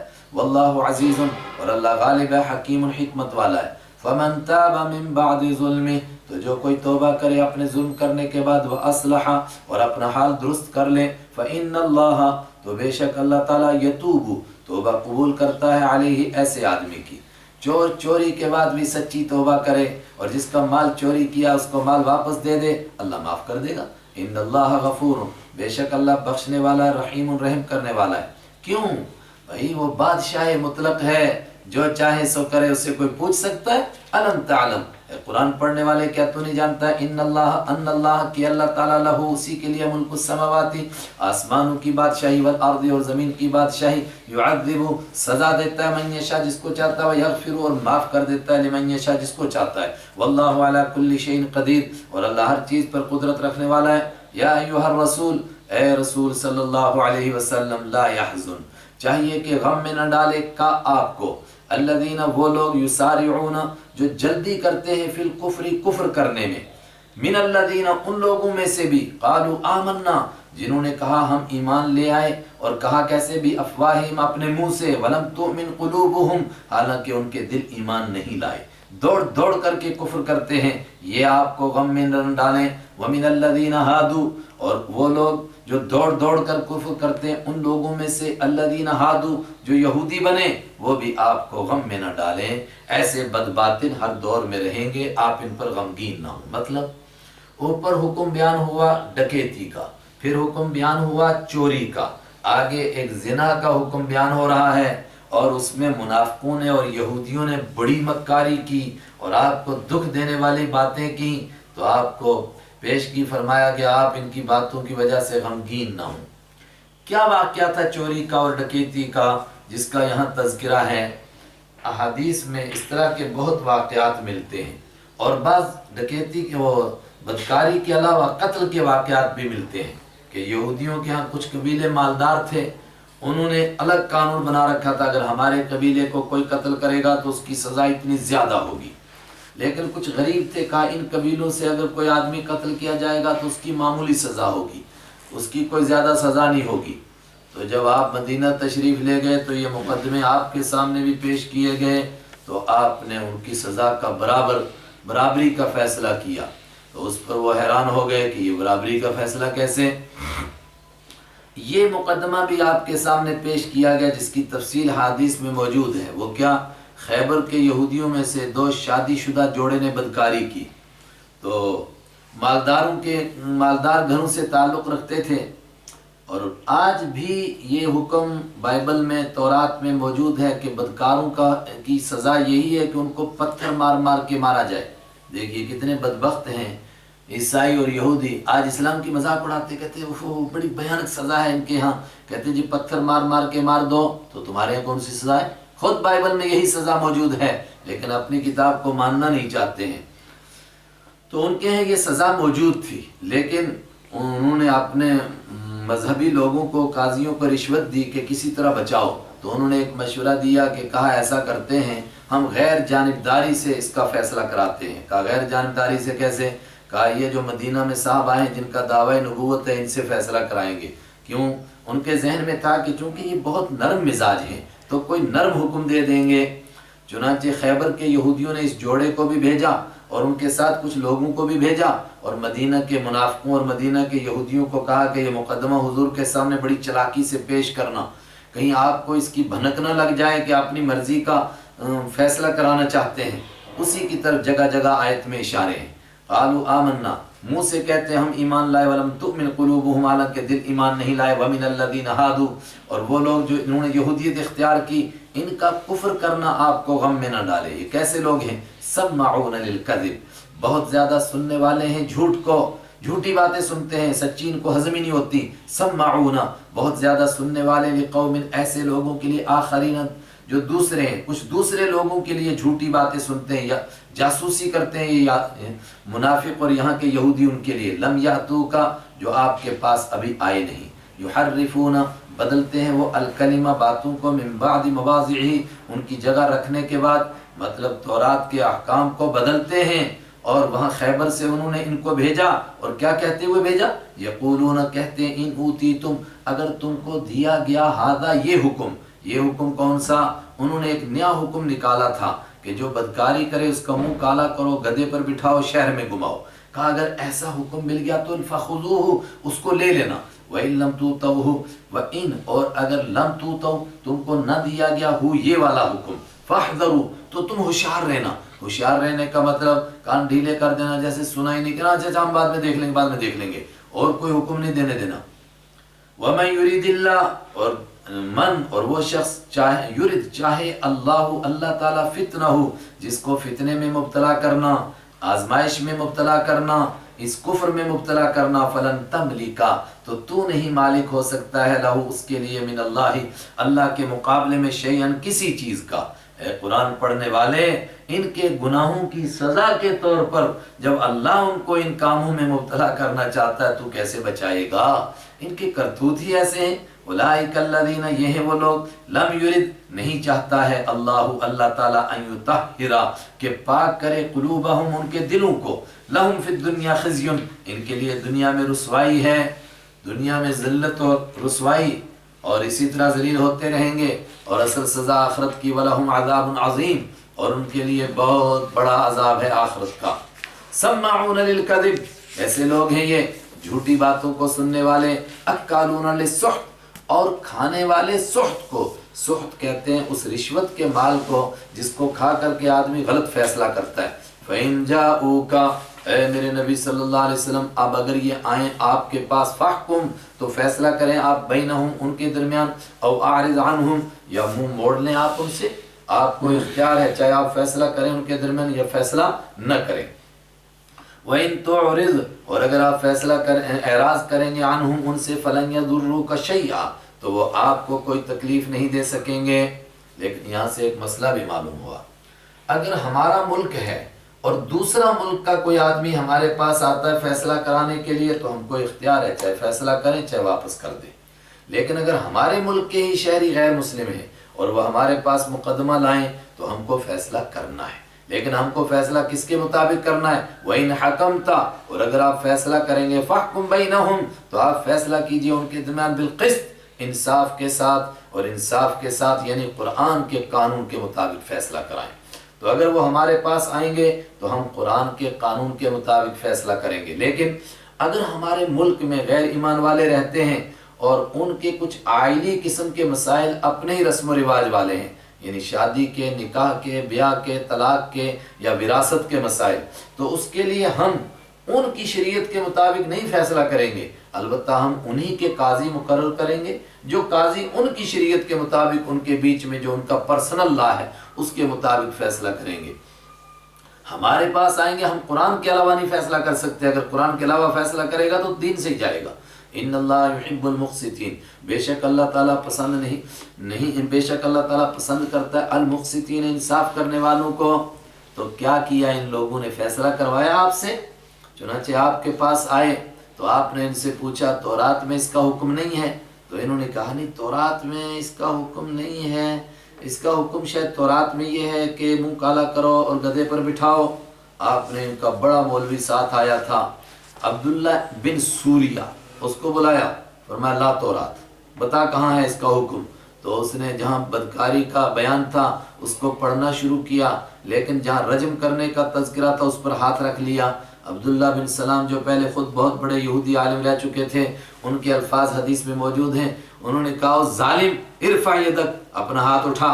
جب اس نے ہاتھ اٹھایا فَإِذَا آیَةُ الرَّجْمِ تَلُوحُ تو اس کے نیچے رجم کی آیت چمک رہی تھی۔ آپ نے فرمایا پڑھ کیا ہے؟ تو اس نے پڑھا کہ ایسے آدمی کو رجم کیا جائے۔ کیا ان کو رجم کیا گیا؟ یہی معلوم ہوتا ہے ہم کو حدیث کی بعض روایات سے، ان کو رجم کیا گیا۔ ایک روایت میں ہے کہ جب ان کو پتھر مار مار کے مارا جانے لگا، سنسار کیا جانے لگا، تو وہ دونوں ایک دوسرے سے چمٹتے تھے۔ اللہ نے فرمایا یہ آپ کے پاس جب بھی آئیں گے کسی شرارت کے لیے آئیں گے، ورنہ اللہ کے قانون کو معلوم کرنے کے لیے نہیں آ سکتے ہیں۔ کیوں؟ وَكَيْفَ يُحَكِّمُونَكَ، اور وہ کس طرح آپ کو جج مانیں گے، وَعِنْدَهُمُ التَّوْرَاتُ، حالانکہ ان کے پاس تورات موجود ہے، فِيهَا حُكْمُ اللَّهِ، اس میں اللہ کا حکم بھی موجود ہے، ثُمَّ يَتَوَلَّوْنَ، پھر وہ منہ موڑ لیتے ہیں، من بعد ذالک، اس کے بعد، وما اولئک بالمؤمنین، اور یہ ایمان لانے والے نہیں ہیں۔ تورات موجود ہے، تورات میں اللہ کے حکم موجود ہیں، مگر یہ ان حکموں کو ماننا نہیں چاہتے ہیں۔ تورات میں کیا حکم ہے؟ آگے اسی کی تفصیل کہ تورات میں احکام تھے، اللہ کے قوانین تھے، مگر انہوں نے بدل ڈالے۔ اور میں کہہ رہا ہوں کہ آج اسرائیل نام کا ملک ان کا موجود ہے، مگر تورات کے مطابق فیصلہ نہیں ہو رہا ہے۔ کوئی اعتراض کر سکتا ہے کہ ہمارا ملک بھی موجود ہے، ہمارا کہاں ہے؟ ہمارے جتنے بھی نام کے ہیں وہ سب انہی کے ہیں، ورنہ اللہ کا قانون، اللہ کا بندہ اللہ کے قانون کے مطابق ہی فیصلہ کرے گا۔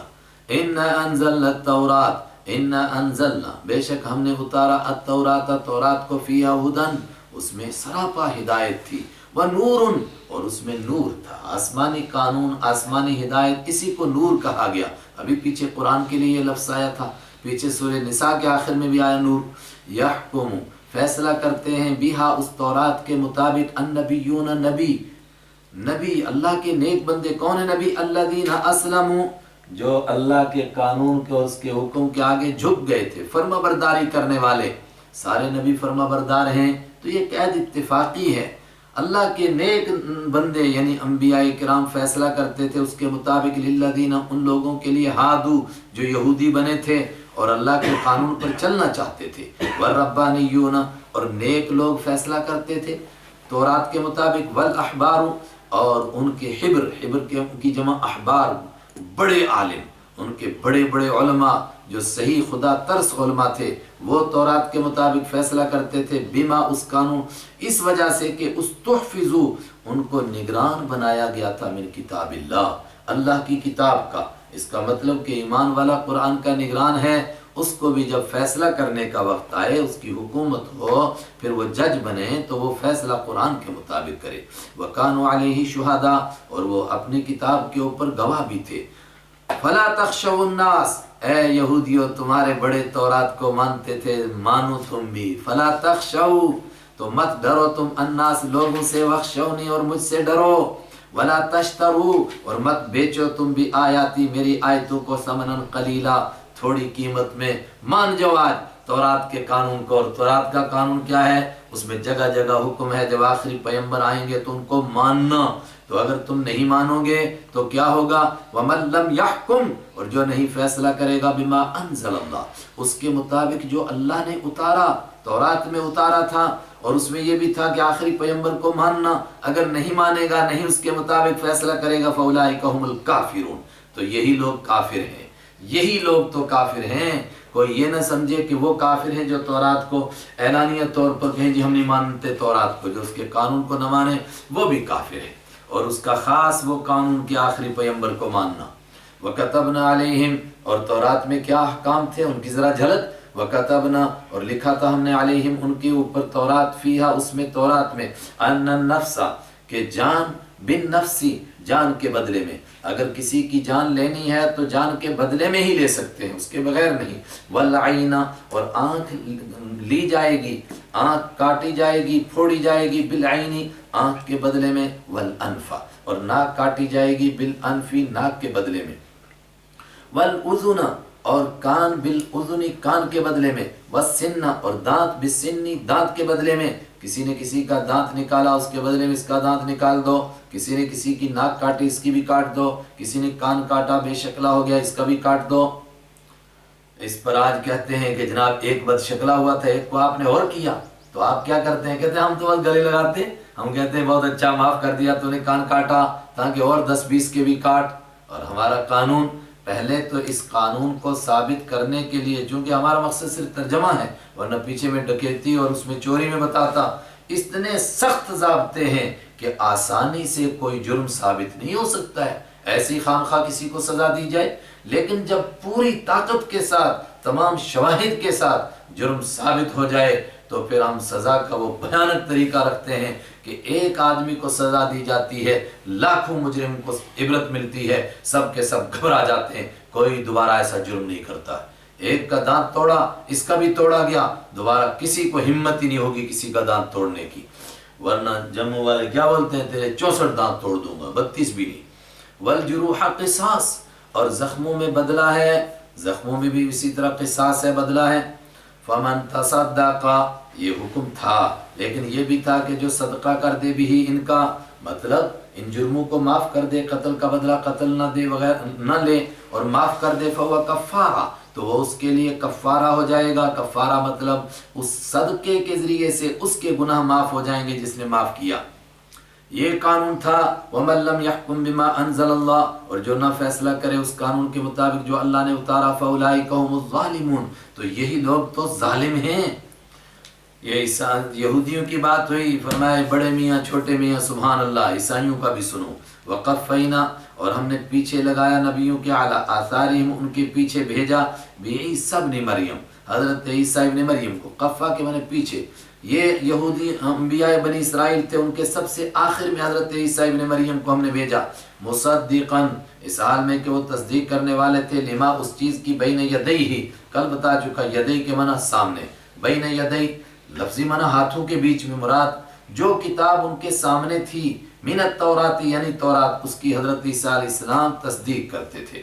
وَآتَيْنَاهُ الْإِنْجِيلَ، اور ہم نے ان کو انجیل عطا فرمائی، فیہ ہدن، اس انجیل کے اندر بھی سراپا ہدایت تھی، وَنُورٌ، اور اس میں بھی نور تھا۔ دیکھیے پھر آسمانی کتاب کے لیے نور کا لفظ آ رہا ہے۔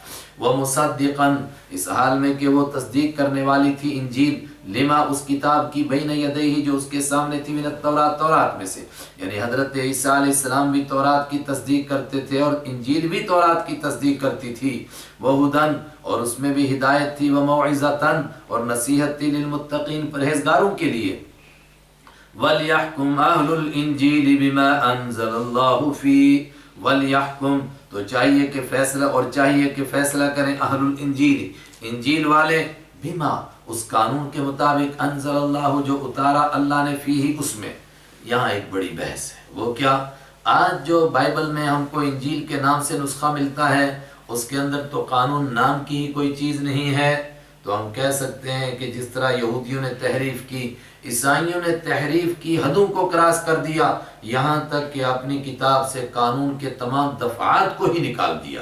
وہ تو صرف کچھ تاریخی یادیں اور کچھ عبادت کے پوجا پاٹ کے طریقوں کا نام انہوں نے کتاب رکھا ہوا ہے، ورنہ قانون نام کی کوئی چیز ہی نہیں ہے۔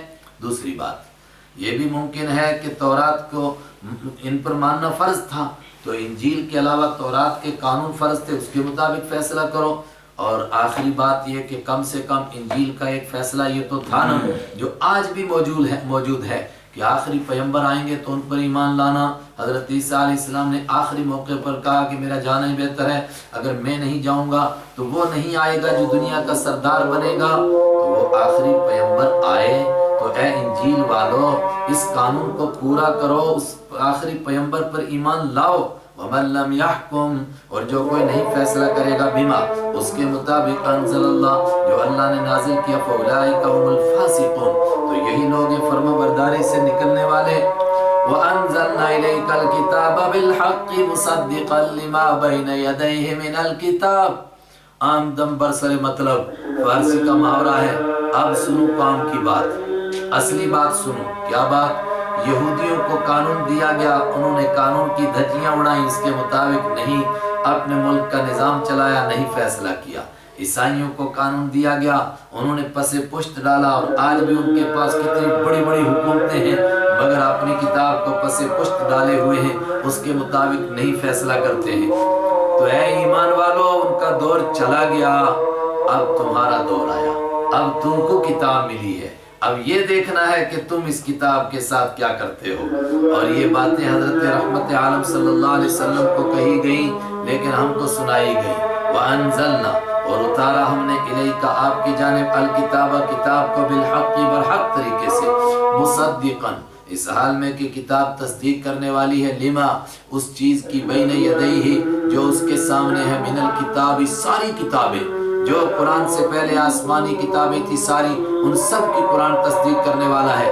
خالی تصدیق نہیں کرتا، اس سے آگے بڑھو، وَمُهَيْمِنًا، اور یہ قرآن اس حال میں کہ نگران ہے علیہ ان کتابوں پر، ان پرانی کتابوں کا محافظ ہے، مہیمن اور نگران ہے، مطلب ان کتابوں کی جو بات اللہ نے باقی رکھنی تھی وہ قرآن پاک میں اتار دی۔ مثلا یہی تورات کے اندر تھا ان النفس بالنفس والعین بالعین والانف بالانف، یہ قرآن میں اتار دیا، اب قیامت تک قرآن باقی ہے تو یہ باتیں بھی باقی رہیں گی، یہ نگران بھی ہے۔ فاحکم، اے میرے پیغمبر اب آپ فیصلہ کیجئے بینہم ان کے درمیان، بما اس قانون کے مطابق انزل اللہ جو اللہ نے اتارا، ولا تتبع، اور آپ پیروی نہ کیجئے اہواءہم ان کی خواہش کی، مطلب یہ چاہیں گے کہ آپ کو اللہ کے قانون سے ہٹائیں اور اپنی خواہشات پر چلائیں، آپ ایسا نہیں کرنا۔ عما، نہ پیروی کیجئے اہواءہم ان کی خواہشات کی، عما اس چیز کو چھوڑ کر جاءک جو آپ کے پاس آ چکی، من الحق یعنی سچا دین، برحق دین، اس کو چھوڑ کر ان کی خواہشوں کو نہیں ماننا۔ لِكُلٍّ جَعَلْنَا مِنْكُمْ شِرْعَةً وَمِنْهَاجًا، ایک اہم بات وہ کیا، قرآن کے بہت سارے قوانین ایسے بھی ہیں جو تورات اور انجیل کے قانون سے ٹکراتے ہیں چند قوانین، مثلا یہی مان لیا جائے اونٹ کا گوشت، تو فرمایا کوئی بات نہیں، ہر دور کے لیے اللہ نے ایک قانون بھیجا تھا، ہر قوم کے لیے ایک شریعت مقرر کی تھی، ایک راستہ مقرر کیا تھا، اب قیامت تک تمام انسانوں کے لیے قرآن کے لیے ایک ایسا قانون بن گیا جس کے اوپر سب عمل کر سکیں۔ لِكُلٍّ جَعَلْنَا، ہر ایک کے لیے مقرر کیا تھا ہم نے، منکم تم میں سے، شرعتاً ایک قانون، ومنہاجاً اور زندگی گزارنے کا ایک طریقہ۔ اگر کوئی قانون ٹکرا رہا ہے تو ٹھیک ہے، وہ اس دور میں تھا، اب نہیں رہا، چونکہ وہ وقت کی مجبوری تھی، اب ضرورت نہیں ہے۔ وَلَوْ شَاءَ اللَّهُ، اور ایسی چند باتیں ہیں بس، ورنہ دین ہمیشہ ہے، اور عقائد میں کبھی نہیں، یہ صرف شرعتاً قانون۔ وَلَوْ شَاءَ اللَّهُ، مثلا یہ قانون اگر مان لی جائے، اس بات کو کیا کہا جاتا ہے کہ یہودیوں کے ہاں قتل کے بدلے میں قتل ہی واجب ہے، ان کے ہم معاف کرنے کی اجازت نہیں تھی، ہمارے معاف کرنے کی اجازت ہو گئی، کیوں؟ اب یہ عالمی قانون ہے، کہیں لوگوں کے مزاج ایسے ہوں گے کہ وہ قتل کا بدلہ قتل چاہیں گے، اور کہیں لوگوں کے مزاج ایسے ہوں گے کہ وہ معافی کو پسند کریں گے، فرمایا جیسے لوگوں کا دل کرے، کوئی معاف کر دے، کوئی قتل کا بدلہ لے لے، کوئی جرمانہ لے لے۔ وَلَوْ شَاءَ اللَّهُ، اور اگر اللہ تعالیٰ چاہتا، لَجَعَلَكُمْ أُمَّةً وَاحِدَةً، وہ بنا دیتا، ضرور بضرور جعلا کر دیتا وہ تم کو امتوں واحدہ، ایک ہی جماعت، زبردستی سب کو مسلمان بنا دیتا، لیکن اللہ نے ایسا نہیں کیا، سارے قوانین سامنے رکھے، پھر تم کو مختار بنا دیا کہ جس کا دل چاہے وہ ایمان قبول کرے اور جس کا دل نہ چاہے نہ کرے، جہنم کے لیے تیاری کر لے۔ ولیکن لیبلوا، تاکہ وہ آزمائے تم کو فی ما، ان باتوں میں آتا جو اس نے دی ہیں، تم کو فاستبقوا الخیرات، تو تم آگے بڑھو، دوڑ لگاؤ نیکیوں میں، الی اللہ مرجعکم، اللہ کی طرف لوٹ کر تمہارا جانا ہے، جمیعاً سب کے سب کا، فینبئکم، تو تم کو بتا دے گا، بما کنتم فیہ تختلفون، وہ تمام باتیں جن میں تم اختلاف کرتے ہو۔ وَأَنِحْكُمْ بَيْنَهُمْ، پھر دوبارہ کہا جا رہا ہے، اے میرے پیغمبر صلی اللہ علیہ وسلم، یہ حکم دیا گیا ہے، ان کے احکم، فیصلہ کیجیے آپ، بینہم ان کے درمیان، ایمان والوں کے بیچ میں بھی، ان کے بیچ میں بھی فیصلہ کیجیے، بما اس قانون کے مطابق، انزل اللہ جو اللہ نے اتارا ہے، ولا تتبع اہواءہم، اور نہ پیچھے چلیے آپ ان کی خواہشوں کے، آپ نہیں چل سکتے۔ امت کو بتایا جا رہا ہے کہ یہودی اور عیسائی اپنے کتابوں کو پسے پشت ڈال چکے ہیں، میں کہہ رہا ہوں آج بھی ڈالے ہوئے ہیں، تو وہ چاہیں گے کہ تم بھی وہی کام کرنے لگ جاؤ، ہوشیار رہنا، ایسا نہیں کرنا، وَاحْذَرْهُمْ، اور تم ہوشیار رہنا ان سے، ان یفتنوک، اس بات سے کہ کہیں وہ فتنے میں مبتلا کر دیں کا آپ کو، یہاں فتنے سے مراد پھسلا دیں، بچلا دیں آپ کو، عن اس سے، بعد ما انزل اللہ الیک، اس قانون میں سے کسی قانون سے، ما جو انزل اتارا، اللہ نے الیک آپ کی جانب، وہ چاہیں گے کہ چلو سارے قانون نہیں چھوڑتے تم، مگر کچھ قانون قرآن کے چھوڑ دو، کچھ اس میں تبدیلی کر دو، ایسے بے ایمان، ایسے بدبخت، ایسے منافق پیدا کریں گے جو اپنا نام مسلمانوں کا جیسا رکھیں گے، مگر مسلمانوں کو ہی مشورہ دیں گے کہ قرآن کے اس قانون کو بدل دو، اللہ کی کتاب کو بدل دو، فاحذرہم، آپ ان سے ہوشیار رہیے، ہوشیار رہیے کہیں دھوکے میں نہ مبتلا کر دیں۔ اللہ اکبر۔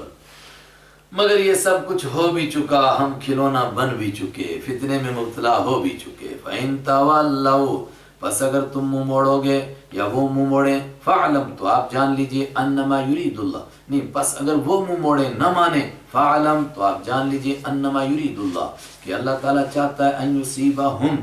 اصل میں تولو ایسا لفظ ہے، اس کے معنی تم منہ موڑو بھی صحیح ہے اور وہ منہ موڑیں بھی، آگے پیچھے کی عبارت دیکھ کر متعین ہوتا ہے، تو میرے سے غلطی ہو گئی تھی، تولو کا معنی وہ، چونکہ آگے ہم ضمیر ہے۔ اگر وہ منہ موڑیں گے، فعلم، تو اے میرے حبیب صلی اللہ علیہ وسلم جان لیجئے، انما یرید اللہ، کہ اللہ تعالیٰ چاہتا ہے ان یصیبہم، کہ ان کو مبتلا کرے مصیبت میں، کسی بڑے عذاب میں، ببعض ذنوبہم، ان کے بعض گناہوں کی وجہ سے، دنیا میں ان کو سزا دے لیکن اصل سزا آخرت کی ہے۔ وَإِنَّ كَثِيرًا مِّنَ النَّاسِ لَفَاسِقُونَ، اور بے شک لوگوں میں سے بہت سارے لفاسقون، ضرور بضرور فرمانبرداری سے نکلنے والے ہیں۔ أَفَحُكْمَ الْجَاهِلِيَّةِ يَبْغُونَ، اللہ اکبر۔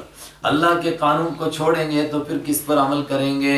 دور جہالت کے قانون پر، جس کا دور کا نام ہی جہالت کا دور، کیا اس پر چلنا چاہیں گے؟